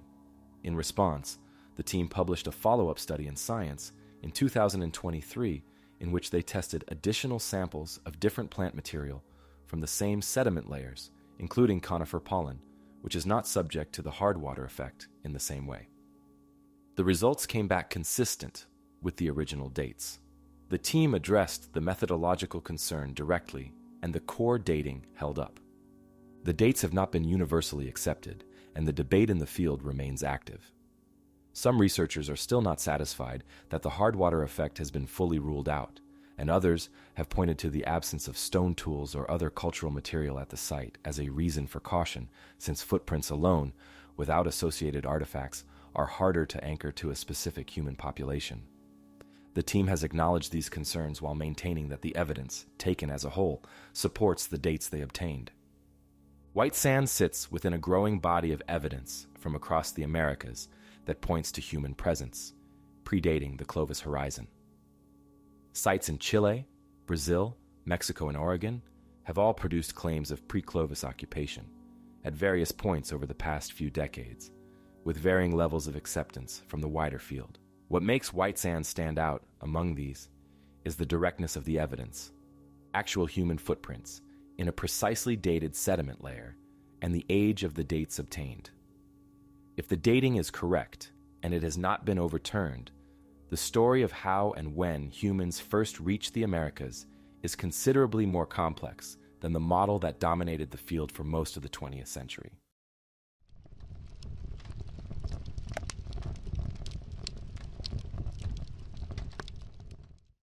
From the white gypsum dunes of New Mexico, we move south to Central America and to a mystery of a very different kind. Where the White Sands footprints are fragile and almost miraculous in their survival, what awaits us in the jungles of southern Costa Rica is the opposite: solid, heavy, unmovable. Objects so large and so strange that when workers first stumbled across them cutting through the jungle in the 1930s, they had absolutely no idea what they were looking at. The story starts in the 1930s, in the Diquís Delta of southern Costa Rica. Workers clearing jungle for banana plantations run by the United Fruit Company were cutting their way through dense vegetation when they started finding large stone spheres emerging from the undergrowth. The spheres varied in size from small enough to hold in your hands to larger than a person standing upright, and they were scattered across the landscape in numbers that made it clear this was not an isolated find. The workers and their supervisors had no idea what to make of them, and in the absence of any guidance, some of the spheres were simply moved out of the way, used as decorative features in gardens, or blown up by people convinced there must be gold hidden inside them. There was not. But by the time archaeologists arrived to take the find seriously, much of the original context, meaning the precise positions and arrangements the spheres had occupied for centuries, had already been disturbed or destroyed. Systematic study began in the 1950s, led by Samuel Lothrop of the Peabody Museum at Harvard, and continued through subsequent decades as more spheres were identified and the scale of what had been left behind in the Diquís Delta became clearer. Today, approximately 300 confirmed stone spheres are known in Costa Rica, with potentially as many again still unaccounted for. In 2014, a collection of the spheres and their associated chiefdom settlement sites were designated a UNESCO World Heritage Site, recognizing them as one of the most significant and unusual pre-Columbian legacies in Central America. The spheres themselves are remarkable objects. They range in size from just a few centimeters in diameter all the way up to over 2 meters, and the largest weigh more than 16 tons. They are made primarily from gabbro, a dark coarse-grained rock that does not occur naturally in the Diquís Delta, where most of the spheres were found. The nearest source is the Talamanca Mountains, which means the raw material had to be quarried there and transported down to the delta, a journey of many kilometers through difficult terrain before the spheres were shaped and finished. The fact that the largest examples weigh 16 tons and had to travel this distance before being worked into their final form adds a logistical layer to the mystery that has never been satisfactorily addressed. What makes the spheres particularly striking is how close some of them are to being perfect spheres. The most precise examples deviate from perfect roundness by less than 2%, which sounds like a small margin until you consider that these were produced without metal tools, without measuring instruments of the kind we would use today, and without any written technical tradition that has survived to tell us how it was done. The manufacturing process has been the subject of considerable study, and the most widely accepted theory involves a sequence of percussion to rough out the basic form, followed by grinding with harder stones to refine the shape, and then polishing to achieve the smooth final surface. This sequence has been tested experimentally and shown to work for smaller and less precise examples. Here is where it gets complicated. A study by John Hoops of the University of Kansas looked at the production question in detail and concluded that the largest and most precise spheres represent a level of craft investment that the known toolkit does not easily explain at the scale and quality seen in the archaeological record. No tools conclusively linked to sphere production have been found at any quarry site. No partially finished spheres exist that show the process midway through. The spheres appear in the record complete and finished, with no clear trail of how they got that way. To understand the cultural world the spheres came from, it helps to know something about the pre-Columbian societies of southern Costa Rica. The region was home to a succession of chiefdom-level societies from roughly the first few centuries AD onward, organized around powerful hereditary leaders who controlled trade, ritual, and the redistribution of prestige goods within their communities. These were not state-level civilizations with cities and writing systems in the way that the Maya or the Aztec were, but they were complex, organized societies with clear social hierarchies and long-distance trade connections reaching across Central America and into South America. The spheres date to the period between approximately 400 and 1600 AD, spanning what archaeologists call the Chiribiqui and Diquís cultural phases, and they are found specifically at the sites of ancient chiefdom centers rather than being scattered randomly across the landscape. The arrangements of the spheres at these sites are one of the more discussed aspects of the mystery. Where the original positions have not been disturbed, the spheres are found in lines, triangles, and other geometric groupings. Some researchers have proposed that these arrangements encode astronomical alignments connected to the solstices or the movements of specific stars. Others have suggested the groupings reflect social hierarchies or mark the territories of different lineages within a chiefdom. Neither interpretation has been confirmed, partly because so many spheres were moved before their original positions were properly recorded. When Spanish explorers and colonizers arrived in Central America in the 16th century, they encountered the descendants of the cultures that had produced the spheres, or at least the populations living in the same region. But by that point, the culture most directly associated with the spheres was already in serious decline, or had largely disappeared, and the Spanish accounts of the region contain no record of anyone explaining to them what the spheres were for or who had made them. The knowledge of their meaning, if it was ever widely held, was gone before anyone thought to ask.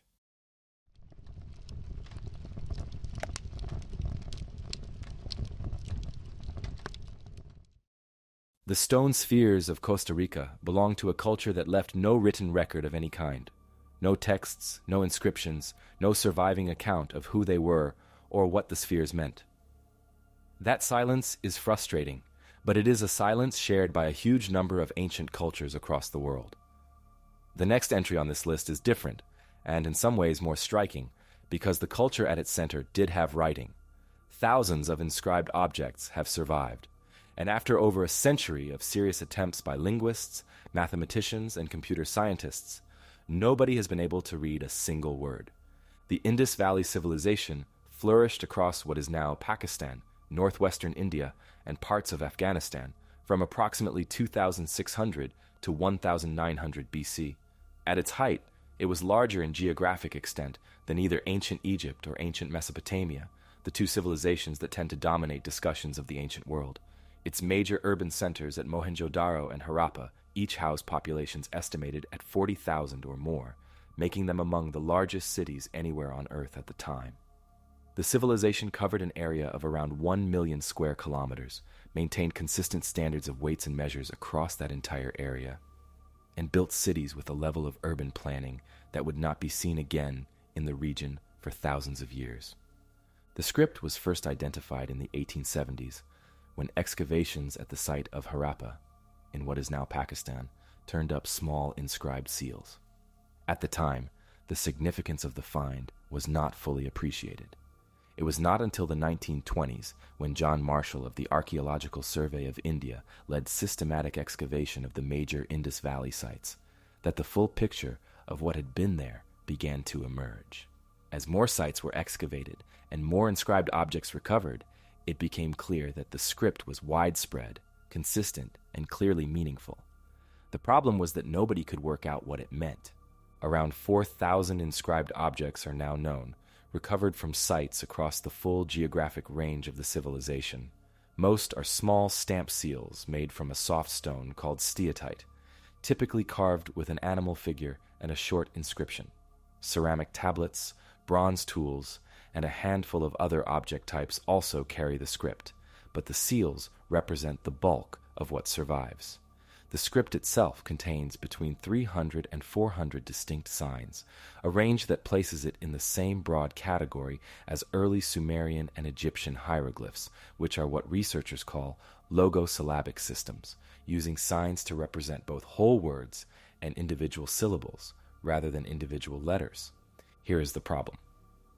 Most Indus inscriptions are very short.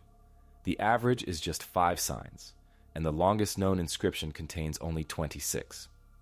To understand why that matters, the tools researchers use to crack an unknown writing system depend on having enough text to identify patterns.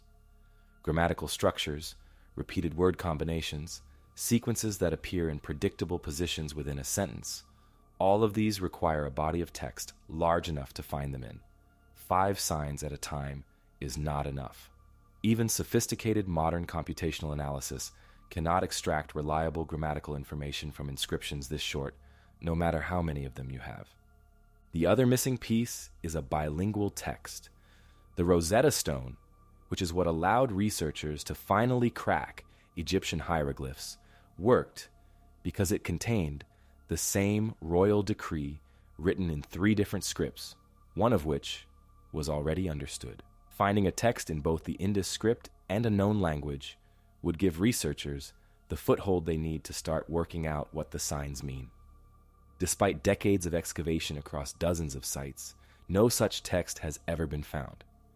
Then there is the question of what language the script records. The Indus Valley civilization predates the arrival of Indo-European languages in South Asia, which means the script is almost certainly not recording an early form of Sanskrit or any of its relatives. Whether it records a Dravidian language, a family that includes modern Tamil, Telugu, and Kannada, and whose presence in South Asia stretches back a very long time, or a language isolate, meaning a language with no known relatives at all, or something else entirely, is a debate that has been running for decades without resolution. A study published in Science in 2009 by Rajesh Rao and colleagues took a statistical approach to the problem.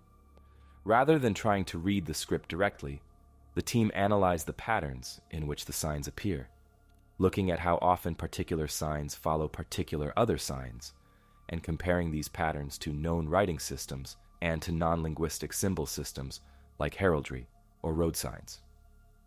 The results suggested that the Indus sign sequences behave more like a natural language encoding system than a non-linguistic one, which supports the idea that the script records actual spoken language rather than being a system of symbols with no phonetic content.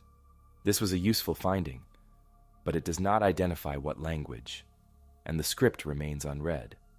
To understand what that silence actually costs, it helps to look at what the physical remains of the Indus Valley civilization show, without any written context to explain them. The cities of Mohenjo-Daro and Harappa were extraordinarily well planned. Streets were laid out on a grid. Houses were built from standardized fired bricks made to consistent ratios across the entire civilization. Covered drainage systems ran beneath the streets, carrying waste away from residential areas in a way that no other ancient culture of this period comes close to matching. Public baths, large granaries, and standardized weights and measures used consistently across 1 million square kilometers point to a degree of civic organization and centralized coordination that implies some form of governing authority operating across a very large area.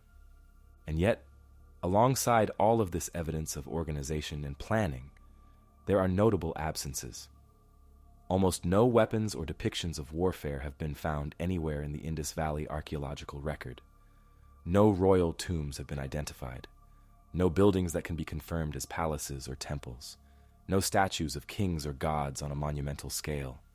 No victory carvings, or records of battles and conquests of the kind that fill the walls of Egyptian and Mesopotamian sites. The physical evidence points to a large, well-organized, apparently prosperous civilization that seems to have operated without the militarism and overt displays of royal power that dominated the ancient world elsewhere at the same time.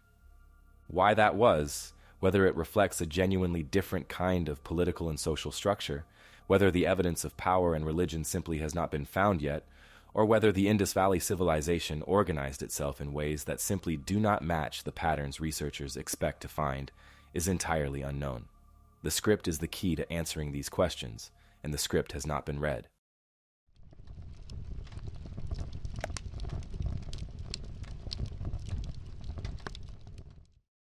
Easter Island sits alone in the southeastern Pacific Ocean, approximately 3,500 kilometers from the Chilean coast and 2,000 kilometers from the nearest inhabited island. It is one of the most remote places on Earth where people have lived continuously, and the civilization that developed there did so in almost complete isolation from the rest of the world for centuries. Most people know Easter Island for its moai, the enormous stone figures with their distinctive elongated heads that stand along the coastline looking inward across the landscape. The question of how they were moved from the quarry where they were carved to the coastal platforms where they stand has been one of the most discussed puzzles in Pacific archaeology for decades. But the moai themselves are not where the most interesting part of the story lives. The roads are. Radiating outward from a volcanic crater called Rano-Raraku, which served as the main quarry for the moai, a network of ancient roads crosses the island and connects the quarry to the coastal platforms, called ahu, where the statues were eventually placed. These roads were first properly documented by researchers in the 20th century, and for a long time they were treated as straightforward transport routes, the paths along which heavy statues were dragged or rolled from quarry to coast. The assumption made sense on the surface. You have a quarry, you have platforms around the coast, and you have roads connecting them. Then researchers looked more closely at the shape of the roads themselves, and the story got considerably more interesting. The roads at Easter Island have an unusual cross-sectional profile. Rather than being flat or slightly raised in the center the way most ancient roads are, they are concave, shaped like a shallow U, with raised edges and a lower center. This is not what you would expect from a road designed for sliding heavy objects on sledges or rollers. Dragging a multi-ton stone figure works best on a flat or slightly downward slope. A concave road with raised edges would actually make that harder. The road shape was puzzling for a long time, and nobody had a satisfying explanation for it. The answer came from a different direction entirely. In 2012, archaeologists Carl Lipo of Binghamton University and Terry Hunt of the University of Hawaii published research proposing that the moai were moved upright, walked forward using ropes in a rocking motion, similar to the way you might move a heavy refrigerator across a floor without lifting it. To test this, the team built a concrete replica moai and organized 18 people with 3 rope teams. One team pulled from the front to tilt the figure forward. 2 teams on either side used ropes to control the rocking and stop it from toppling, and by coordinating all 3, the statue could be walked forward step by step in a controlled motion. The experiment worked. A replica moai could be moved at a reasonable pace with a relatively small team, and here is the detail that connects the experiment back to the road shape. As the rounded base of the moai rocks back and forth across the ground during movement, the repeated contact gradually wears a concave groove into the surface. Walk enough moai along the same route over enough time, and the road naturally develops that U-shaped profile. The concave roads of Easter Island are not a design feature. They are the physical trace left behind by thousands of moai journeys along the same paths across many generations. The oral traditions of the Rapa Nui people, the indigenous community of Easter Island, describe the moai as having walked to their platforms under their own power, guided by a spiritual force called mana. This has often been treated as mythology rather than historical memory, but the walking experiment suggests there may be a real connection between the tradition and how the process actually worked. A moai being walked upright using ropes would have looked like it was walking, particularly from a distance, and the oral tradition may preserve a genuine memory of what people actually witnessed. What the road network as a whole suggests is an organized system operating across the entire island. The routes are consistent and deliberate, radiating from the quarry in patterns that point to planned infrastructure rather than paths worn down by casual use. Moving moai across an island roughly 25 kilometers long required coordination between different communities, agreed routes, and some form of authority capable of directing large groups of people over significant distances.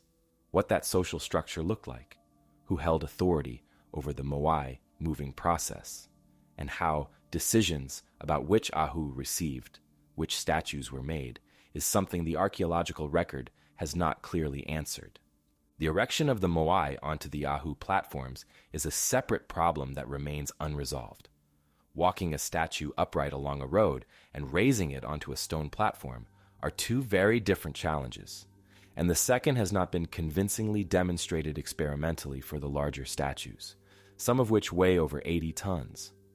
Various methods have been proposed, including rope systems, wooden sledges, and earth ramps built up around the statue as it was gradually raised, but none has been tested at the scale of the largest examples. The top knots, The large red stone cylinders placed on top of many moai after erection add yet another layer to the logistics, requiring a separate lifting operation on top of a statue already standing several meters tall.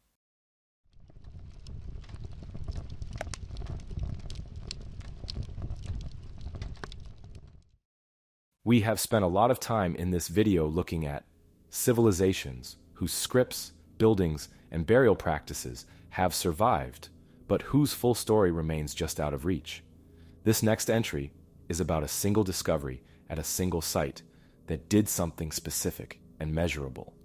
It pushed a timeline back by nearly 1,000 years and forced a rethink of when complex society first appeared on the coast of South America. The Casma Valley sits on the northern coast of Peru, roughly 300 kilometers north of Lima, where the Andes drop toward the Pacific and the coastal desert begins. The Peruvian coast in this region is one of the driest places on Earth, a narrow strip of desert between the mountains and the ocean that receives almost no rainfall. Despite that, it supported large human populations for thousands of years, fed by rivers coming down from the Andes that carry meltwater and seasonal rain to the coast and allow intensive farming in the valley floors.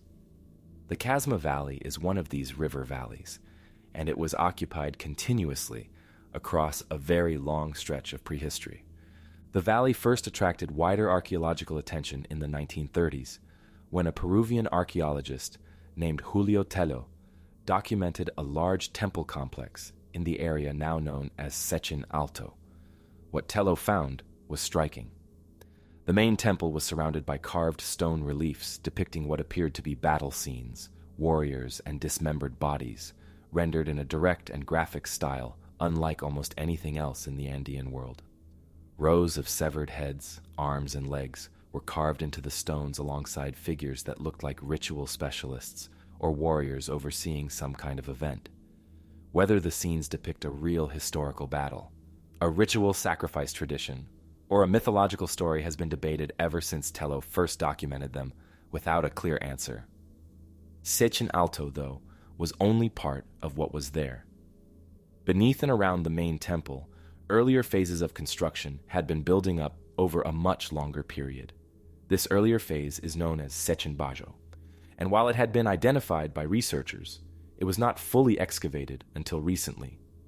In 2008, a team of German and Peruvian archaeologists, working under the direction of Peter Fuchs, dug down through the later construction layers and found something buried underneath that changed the picture considerably.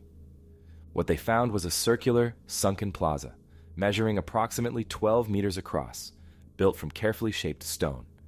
Radiocarbon dating of organic material associated with the plaza returned dates of approximately 3,460 BC. Fuchs and his colleagues published the findings in the journal Science in 2008, and the implications for Andean archaeology were immediately clear. To understand why that date mattered, it helps to know where it sits in the timeline of early complex societies in South America.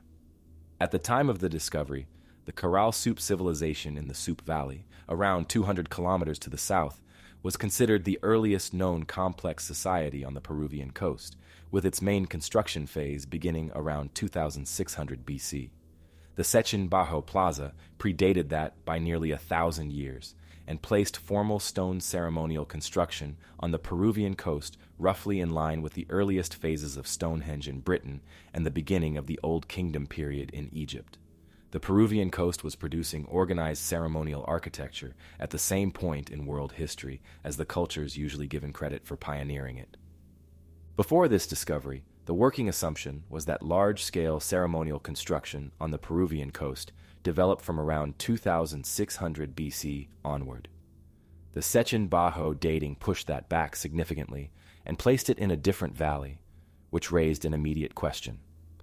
Was this an isolated early development, or was there a wider pattern of early ceremonial construction along the Peruvian coast that simply had not been found yet, because the necessary excavations had not been carried out? The sunken court design of the plaza carries its own significance beyond just its age. The circular sunken court, an open space dug below the surrounding ground level and lined with stone, becomes one of the defining features of ceremonial architecture across the Andes over the following 2,000 years. It shows up at Corral, at Chavan de Huantar, at numerous coastal and highland sites, and the tradition carries through to sites connected with Inca influence. The appearance of this specific design at Sechin Bajo in 3460 BC makes it the earliest known example of a tradition that would run through an enormous span of Andean history. To understand what the Peruvian coast looked like around this period more broadly, it helps to know a little about the societies developing there at the time. The late 4th and early 3rd millennium BC on the Peruvian coast fell within what archaeologists call the Preceramic Late Archaic, a time before pottery was in widespread use, but when coastal fishing communities were developing increasingly complex social organization. The cold Humboldt Current, flowing up the Peruvian coast, supports one of the richest marine environments in the world, and the communities that relied on it had access to a reliable and abundant food source that freed up labor for construction and ceremony in ways that inland communities could not easily match. Sechin Bajo sits within this broader coastal world, and the plaza found there is an expression of the social organization that was developing across the region during this period. The main temple at Sechin Alto, with its carved reliefs, dates to a much later phase, around 1800 to 1000 BC, meaning the site was in continuous use across more than 1500 years. The circular plaza found at Sechin Bajo predates the carved temple above it by more than 1500 years. What was happening at the site during that long gap, whether the original plaza kept functioning, whether it was deliberately buried as part of a later rebuilding, or whether the site went through periods of abandonment and reuse, is something the current evidence does not fully address. The deeper layers of the site have not been exhaustively excavated, and the relationship between the early plaza and the later carved temple complex above it is still an open area of research.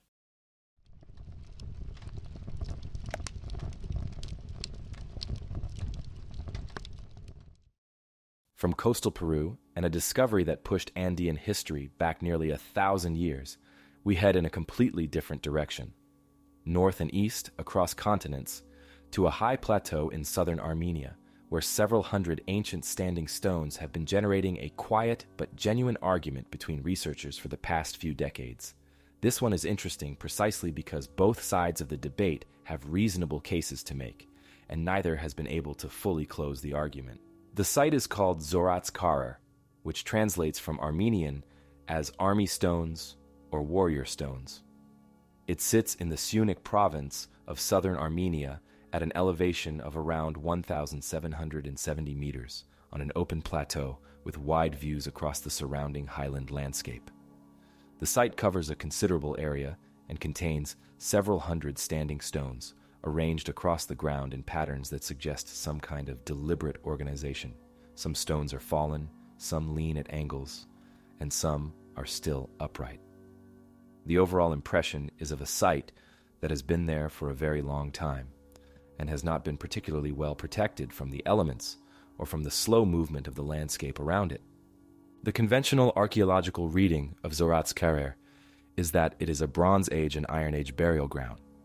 This is supported by excavations that have uncovered burial cists, stone-lined grave chambers, and human remains associated with the standing stones across different parts of the site. Radiocarbon dating of material from these burials places the site in use from approximately 3000 BC through to the early Iron Age, a span of well over 1,000 years. Under this reading, the standing stones mark individual or group grave sites, a funerary tradition that appears across the Caucasus region and parts of the wider Near East during this period. The site would sit within a broader pattern of megalithic funerary construction that is documented across Armenia, Georgia, and neighboring areas, but has not received as much attention from mainstream Western archaeology as the better-known sites of Europe or the Near East. That much is reasonably settled. Where it gets more complicated is the holes. Around 80 of the standing stones at Zorats Karer have circular holes bored through them near their tops. The holes are consistent in size and position across different stones at the site. suggesting they were made deliberately and to a specific purpose, rather than being the result of damage or erosion. The question of what they were actually for is where the debate begins. In the 1990s, an Armenian astrophysicist named Paris Harouni put forward a different reading of the site. Harouni argued that the holes were deliberate astronomical sighting devices used to observe the rising and setting positions of the sun, moon, and specific stars at particular times of year. He proposed that the site functioned as an ancient observatory, and in his 2004 book, Armenians and Old Armenia, he developed the argument further, suggesting the observatory could date back as far as 5,500 BC, which would make it thousands of years older than Stonehenge and one of the earliest known astronomical structures in the world. To understand how seriously this was taken in the academic community, it helps to know that Harouni was a qualified scientist with a background in astrophysics and radio engineering, not a popular writer or enthusiast. His argument was specific enough to be testable. He identified particular stones and holes that he claimed align with specific celestial events, and he presented calculations to support his case.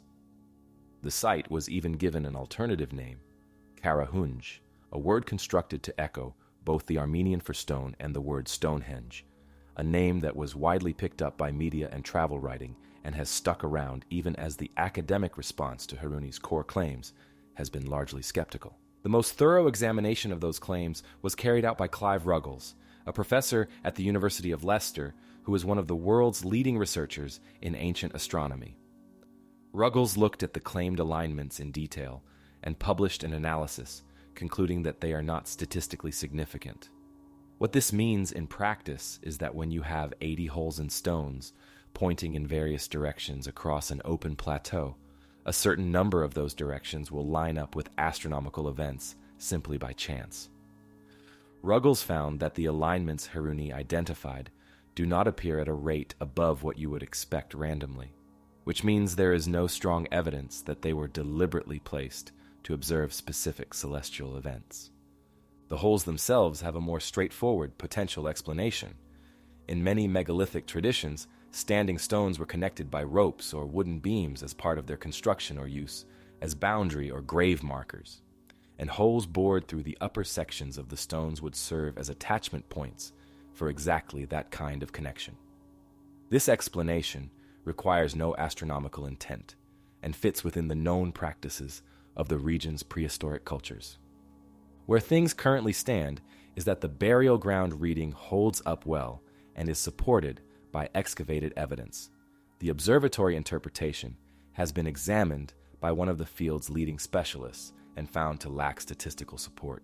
The matter has not been entirely closed, though, partly because Ruggles was clear that his analysis addressed Harouni's specific claimed alignments rather than ruling out any possible astronomical awareness at the site, and partly because the site as a whole has not been fully excavated or surveyed to the standard that would allow a complete account of its layout and purpose.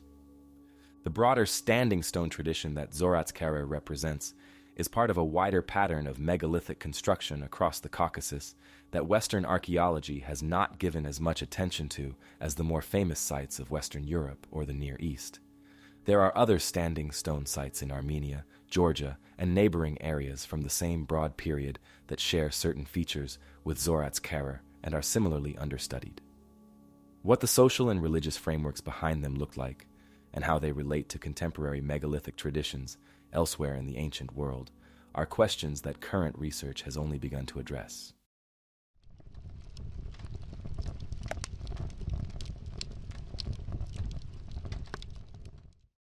We have been looking at stone structures across this video, from the carved cliff face at Sigiriya to the standing stones of Armenia, and at various points, the question of how ancient builders moved and placed enormous pieces of rock has come up without a clean answer.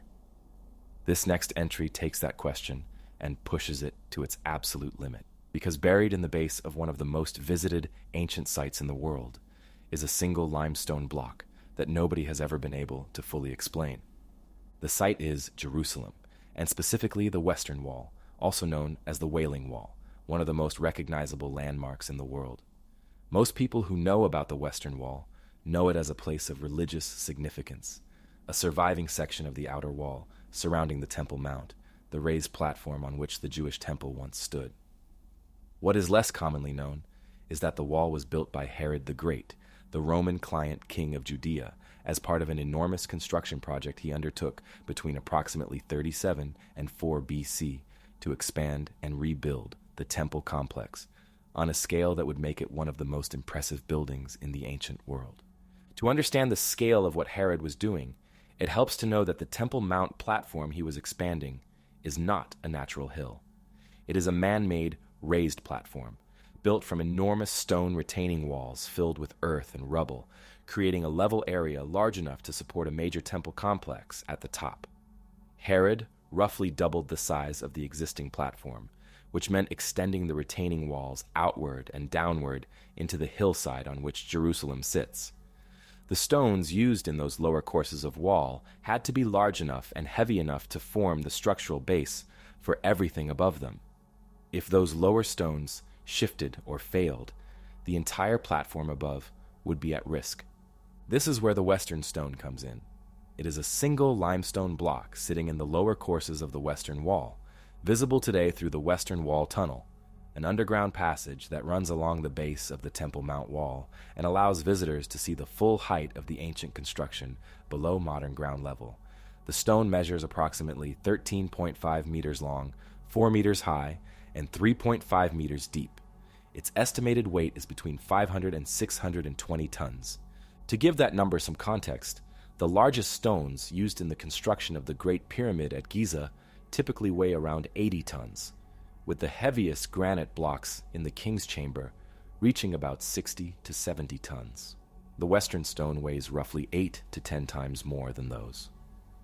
The Romans, who were the most advanced construction engineers of the ancient Mediterranean world, and who built aqueducts, bridges, and amphitheaters across a continent, typically worked with stones in the range of a few tens of tons. Herod's builders were working with stones that were 20 to 30 times heavier than what the Romans considered standard.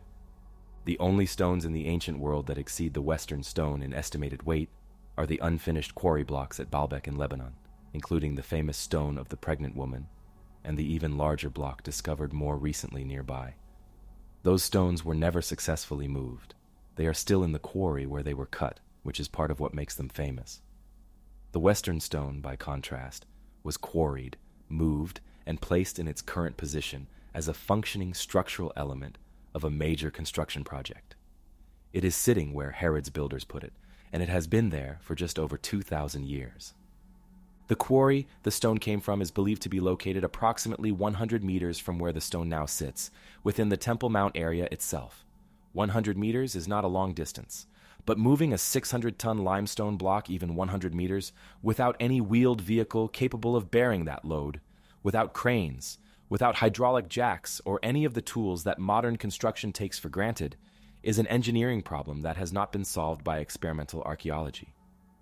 No team working with reconstructed ancient methods has been able to demonstrate convincingly how a stone of this weight would have been moved, even over a short distance, using the tools and techniques available in the 1st century BC. The Jewish historian Josephus, who was writing in the 1st century AD and had access to records and oral traditions from the period of construction, described the Temple Mount project and the size of the stones involved in terms that match what the archaeological record has confirmed. Josephus records that the project employed 10,000 workers, along with 1,000 priests who were specially trained in construction skills so that they could work on the most sacred sections of the temple area, which religious law restricted to priestly access. The scale of the workforce points to this being recognized at the time as one of the largest and most demanding building projects undertaken in the region. The lower courses of the retaining wall, where the western stone sits, were the first to be placed during construction. Everything above them, the rest of the wall, the platform fill, the temple buildings at the top, depended on those lower courses being correctly positioned and stable. This meant the largest and heaviest stones were the ones that had to be moved and placed first, before the full construction apparatus of the project was established around the site. How the workforce achieved this at the opening phase of a project of this size with the full weight of what was to come above, depending on getting it right, is a question. The historical record does not answer in any technical detail. What Josephus describes and what the archaeology confirms is the result. The western stone is where it was placed, correctly positioned, structurally sound, and still holding up the courses of wall above it after 2,000 years. The method that put it there has not been demonstrated by anyone working from the other direction, starting from the tools and knowledge available at the time and working out how it could have been done. It remains one of the most straightforward and well-documented engineering mysteries in the ancient world, sitting in plain sight in one of the most studied cities on Earth.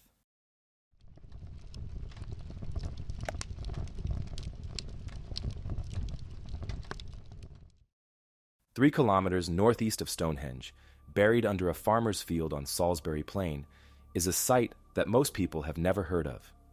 It has been known to archaeologists since the early 20th century, but for decades it was simply noted and left alone. When researchers finally excavated it properly in 2006, what they found answered one of the oldest questions about Stonehenge and opened up several new ones at the same time. The site is called Durrington Walls, and it turned out to be the largest henge monument in Britain. A henge is a circular enclosure defined by a bank and ditch, and Durrington's measures approximately 500 meters across, making it one of the largest prehistoric monuments anywhere in the world. Inside the bank and ditch, the excavations led by Mike Parker Pearson of University College London found the remains of two large timber circles, the foundations of several wooden buildings, and enormous quantities of animal bone and pottery concentrated in specific areas across the site. To understand the broader context of what was found at Durrington, it helps to know something about Salisbury Plain and the landscape around Stonehenge in the Neolithic period. The plain, in 2500 BC, was not the open agricultural landscape it is today. It was a richly used ceremonial and ritual landscape dotted with burial mounds, earthwork enclosures, and other monuments that had been accumulating for centuries before the main phase of Stonehenge construction began. The River Avon runs through this landscape, connecting different parts of the plain and providing a natural route for people and materials moving across the region. Stonehenge itself sits at the end of a natural avenue that leads down toward the river, and the alignment of the monument with the solstice sunrise and sunset suggests the people who built it were deeply engaged with the movement of the sun across the sky over the course of the year. The bone deposits at Durrington are what told the most interesting story. The team recovered tens of thousands of bones from pigs and cattle, concentrated in quantities that go well beyond ordinary domestic waste. The scale of what was there pointed clearly to large communal feasting events rather than day-to-day cooking and eating, and radiocarbon dating placed the main phase of activity at approximately 2500 BC, the same period as the major construction phase at Stonehenge 3 kilometers away. Here's where it gets interesting. When Parker Pearson's team ran isotope analysis on the animal bones from Durrington, the technique that tracks where an animal grew up based on the chemistry of local soil and water recorded in its bones, the results pointed somewhere unexpected. A significant proportion of the pigs and cattle had not been raised on Salisbury Plain. Some came from Wales, some from Scotland. The animals had been brought to Durrington from different regions of Britain, which means the people who brought them had also made that journey. The workforce building Stonehenge was not local. It was drawn from communities spread across the country. The picture that came out of this analysis, published by Parker Pearson and colleagues in the journal Antiquity in 2020, was of Durrington Walls, functioning as a large seasonal camp. During the main construction campaigns at Stonehenge, workers came from across Britain and based themselves at Durrington while the work was underway. At peak occupation, the population may have been in the hundreds, possibly the thousands, making it one of the largest concentrations of people in Neolithic Britain at any one time. The communal feasting that accompanied these gatherings appears to have been a central part of how the whole operation worked, with animals slaughtered and shared among the workforce during midwinter and midsummer. The scale of the feasting is worth sitting with for a moment. Researchers estimate that thousands of animals were consumed at Durrington over the period of its main use, representing a logistical operation far beyond anything that the local landscape could sustain on its own. Animals had to be herded from Wales and Scotland, a journey of hundreds of kilometers across terrain with no roads and no established transport infrastructure.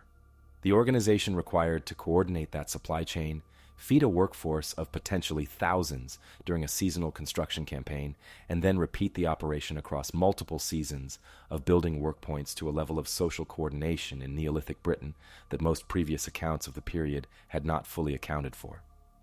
This was not a small community project. It was a nationally scaled undertaking in a society without writing, without currency, and without any formal state apparatus to manage it. The timing of the animal slaughters is worth dwelling on. The bone evidence shows most of the animals at Durrington were killed at specific points in the year, with the clearest signal pointing to midwinter. Midwinter is when the sun rises and sets at its southernmost positions, the same positions that Stonehenge is precisely aligned to.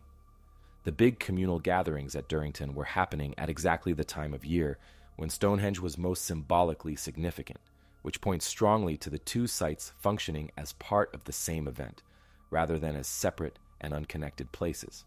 The physical character of the two sites reinforces this connection. Stonehenge is built from stone, a permanent material, and its burials and alignments are oriented toward the dead and toward deep astronomical time.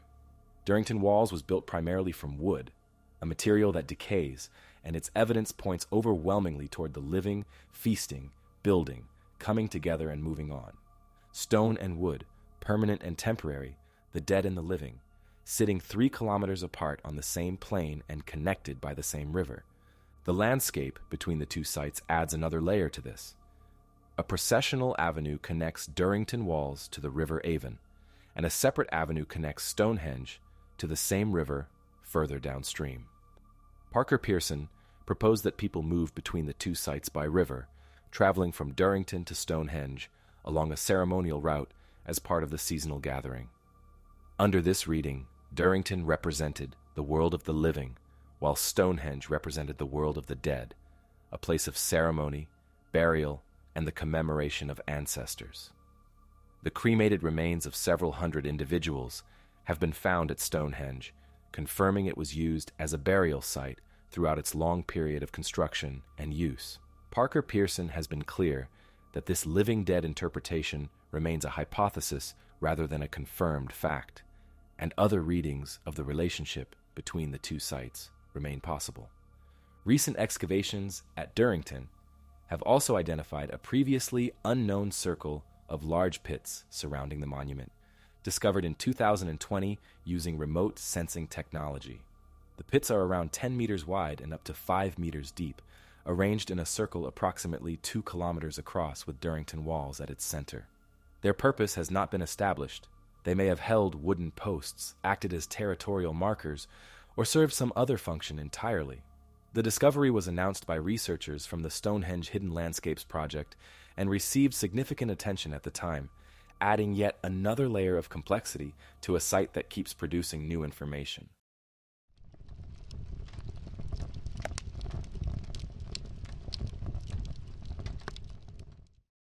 In the highlands of northern Peru, in a region called Cajamarca, there is a site that local archaeologists have known about for around 60 years.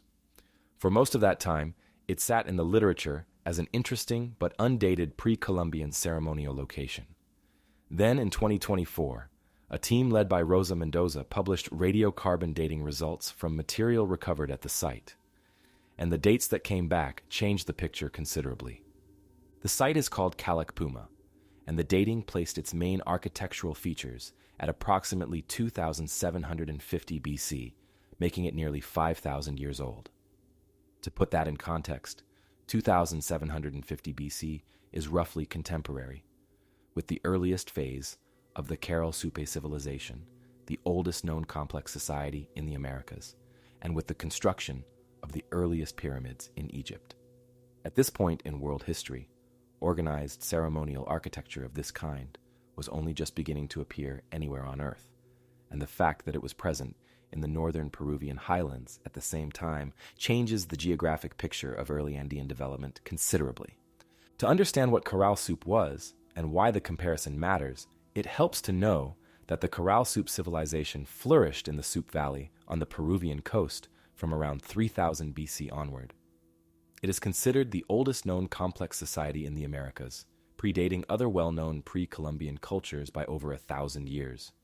The people of Corral soup built large platform mounds, sunken circular courts, residential complexes, and what appear to be public amphitheaters, all without pottery and without a writing system. For a long time, the Supi Valley was treated as the primary origin point of ceremonial complexity in the Andes, a place from which ideas and architectural traditions spread outward to other regions. The discovery at Callacpuma complicates that picture by placing comparable architecture further north and further inland at roughly the same period. What was found at Callacpuma is a circular sunken plaza, the same basic architectural form encountered earlier in this video at Sechin Bajo in the Casma Valley. As a reminder, a sunken circular court is a ceremonial space excavated below the surrounding ground level and lined with stone, creating a defined arena lower than the landscape around it. This design becomes one of the most consistent features of Andean ceremonial architecture over the following 2,000 years, appearing at major sites up and down the coast and into the highlands, persisting all the way through to the period of Inca influence. Alongside the sunken plaza at Callacpuma, there are associated platform mounds and other architectural features, pointing to a ceremonial complex rather than a single isolated structure. Before this discovery, the known examples of early sunken circular courts were concentrated primarily along the Peruvian coast and in coastal valleys close to the ocean. Callacpuma is further north and further inland than any previously documented early example of this tradition, sitting in the Andean highlands at an elevation considerably above the coastal zone where most comparable early sites are found. Finding the same ceremonial design in the northern highlands at this early date raises a question that researchers are now actively working through. Did the circular sunken court tradition develop in one place on the Peruvian coast and then spread outward, with Callacpuma representing an early adoption of the design in a new region? Or were multiple communities across the Andes independently arriving at the same architectural form around the same time, without necessarily being in close contact with each other? Both possibilities are plausible given what is currently known, and the evidence available so far does not clearly support one over the other. The answer matters because it shapes how researchers understand the development of complex society across the Andes as a whole. If the circular court tradition spread outward from a single origin point, it suggests these early communities were connected across significant distances through trade, shared religion, or some other form of cultural exchange. If it developed independently in several places at once, it suggests that something about conditions across the Andes at this period was pushing different communities towards similar ceremonial solutions without direct contact between them. The Cajamarca region, where Callacpuma sits, has its own long archaeological history that goes well beyond this single discovery. The highland basins of northern Peru were inhabited continuously from the prehistoric period onward, and the Cajamarca culture, a distinct pre-Inca society that flourished in the region from roughly 200 to 1200 AD, left behind its own tradition of ceramic art and architectural construction that has been studied independently of the earlier prehistoric material. The region was also the location of one of the most significant events in South American history, the capture of the Inca emperor Atahualpa by the Spanish conquistador Francisco Pizarro in 1532 at the town of Cajamarca, the confrontation that effectively ended the Inca Empire and opened the entire continent to Spanish colonization. The weight of that later history has meant that a great deal of archaeological attention in the region has focused on the Inca and colonial period rather than the deeper prehistoric layers, which is partly why a site like Callacpuma could sit known but undated for 60 years. The site itself has not been fully excavated. The dating published in 2024 was based on material from the surface features and the upper layers of the deposit. What lies beneath the visible plaza and the surrounding platform mounds has not been investigated, and it is entirely possible that deeper excavation would reveal earlier construction phases predating even the material that was dated. This situation is common at Andean ceremonial sites, where later construction frequently buries earlier phases that only become visible when the upper layers are carefully removed. Several of the most significant chronological revisions in Andean archaeology have come from exactly this kind of deep excavation, revealing that a known site is considerably older than its surface features suggested. The Cajamarca highlands sit at a point where the Andes begin to transition from the high Puna grasslands of the southern highlands toward the more temperate zones of the north, and the river valleys of the region provide fertile agricultural land that would have supported settled communities from an early period.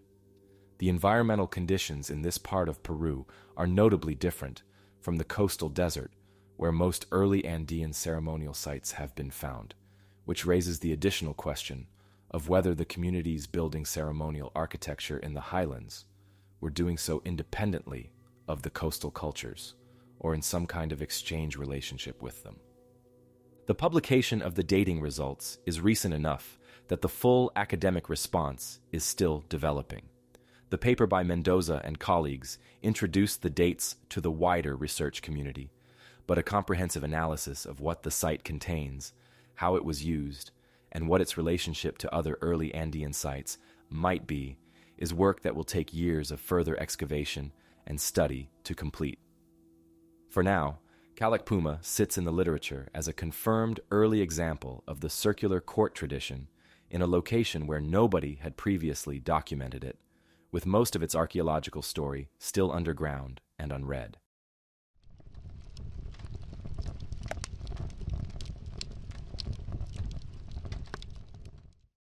From the Peruvian highlands, we cross the world entirely, ending up on a small Mediterranean island that most people associate with beaches and tourism rather than ancient mysteries. Corsica sits in the western Mediterranean between the French coast and the Italian island of Sardinia, and for most of its long history, it has sat at the edges of the major civilizations around it, rather than at their center. But in the south of the island, in a valley near the commune of Solicaro, there is an ancient site that contains something found nowhere else in the Mediterranean world. The site is called Filitosa, and it was discovered in 1946 by the man who owned the land, a local farmer named Charles-Antoine Césari. Césari found ancient carved stones on his property and reported them to French authorities, and subsequent excavation led by the archaeologist Roger Grosjean from the 1950s through to the 1970s revealed the full extent of what was there. What Grosjean found at Filitosa and at other sites across Corsica was a type of standing stone unlike anything else documented in the Mediterranean world. Standing stones, or menhirs, are found across large parts of prehistoric Europe, from the British Isles through France and Spain and into parts of the Mediterranean. Most of them are plain upright stones, shaped but undecorated, or carrying abstract carved symbols. The menhirs at Filitosa are different. They bear carved human faces, and not just faces, but figures wearing bronze armor and helmets and carrying swords, depicted in enough detail that specific weapon types can be identified from the carvings. These are not symbolic or abstract representations.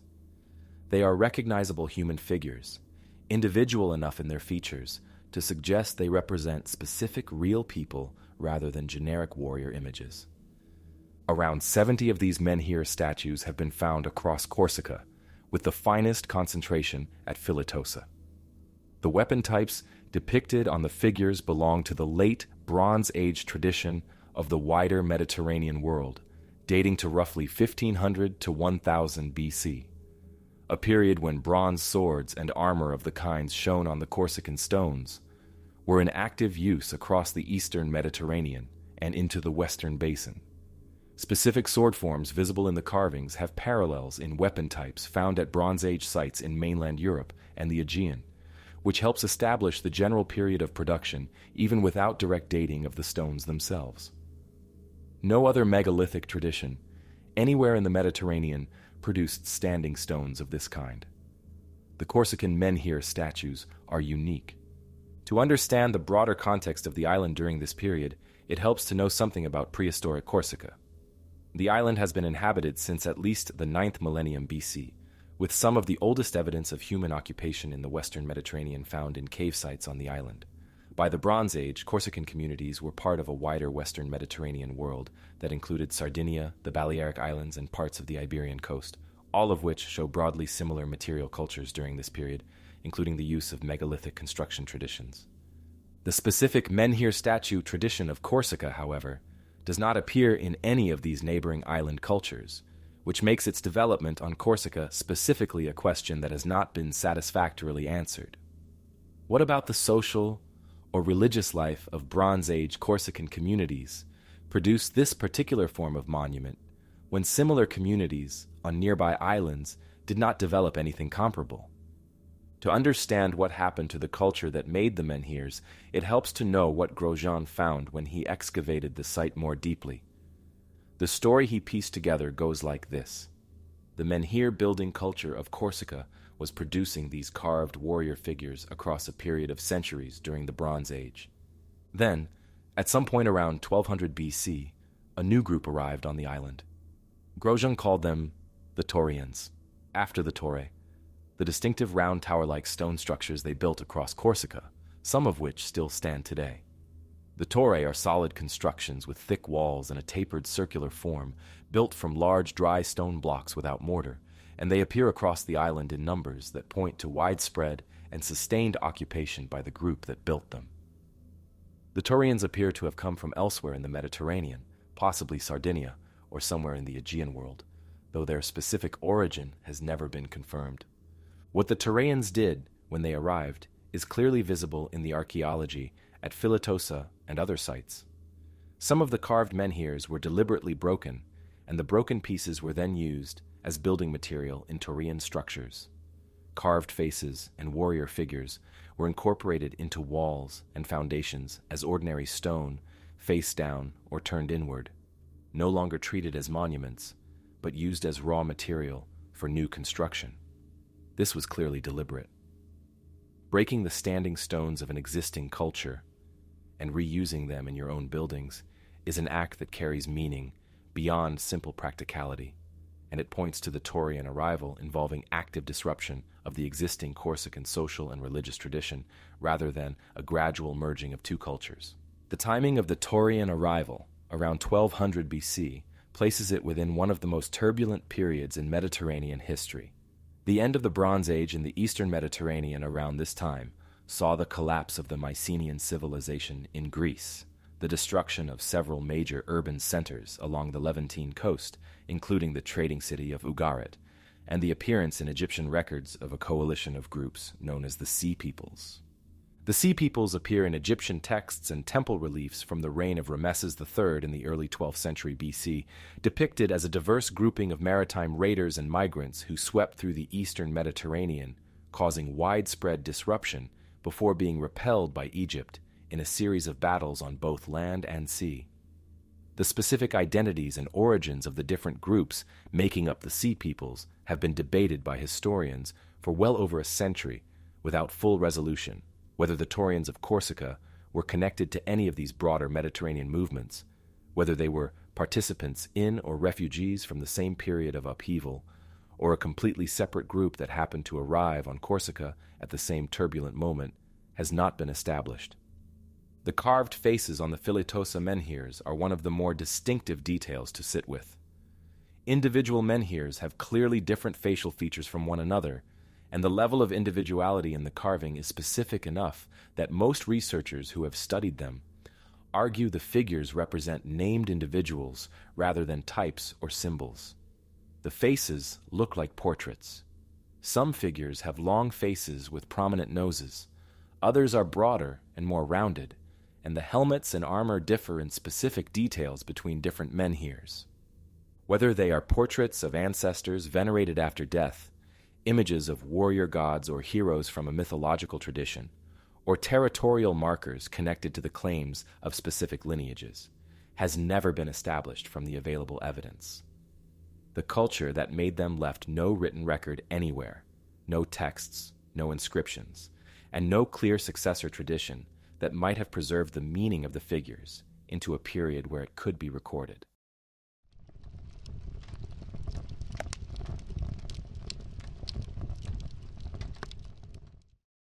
Every entry on this list tonight has involved something that archaeology has confirmed as real and ancient, something sitting in the ground or on a cave wall or at the bottom of the sea that raises genuine questions about the ancient world.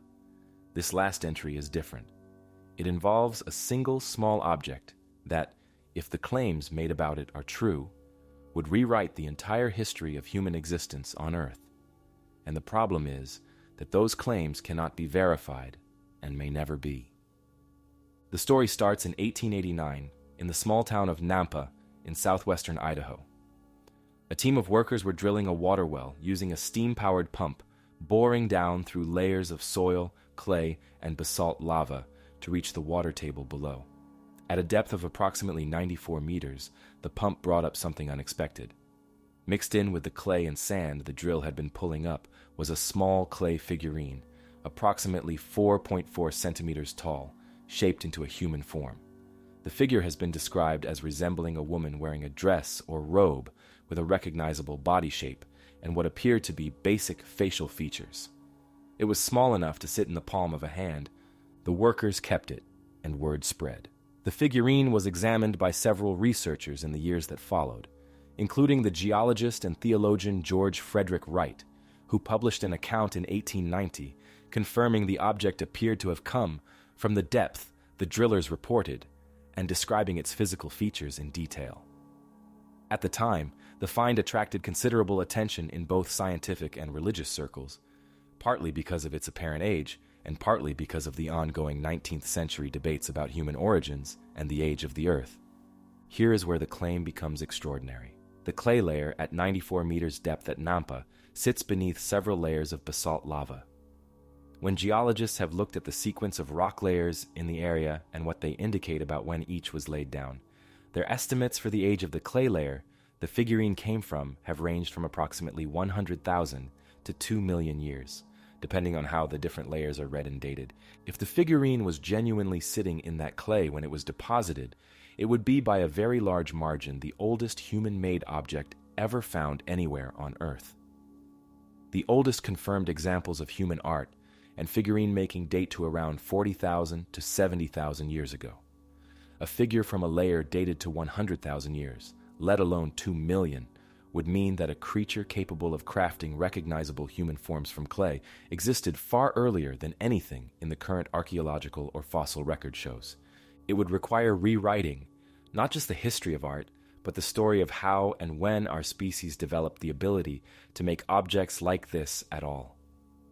The problems with accepting this are significant, and they start with how the figurine was actually recovered. It did not come from a controlled archaeological excavation with trained researchers documenting every layer.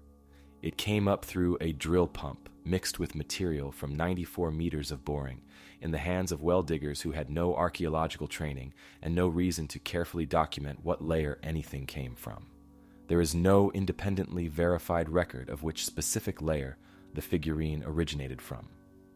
The entire story rests on what the drillers said happened, and while there is no particular reason to think they were lying, there is also no way to confirm their account by any modern standard. The geological dating of the relevant clay layer has also been disputed. Some researchers who have looked at the local stratigraphy have argued that the layer in question is considerably younger than the most extreme estimates, which would reduce the implied age of the object significantly.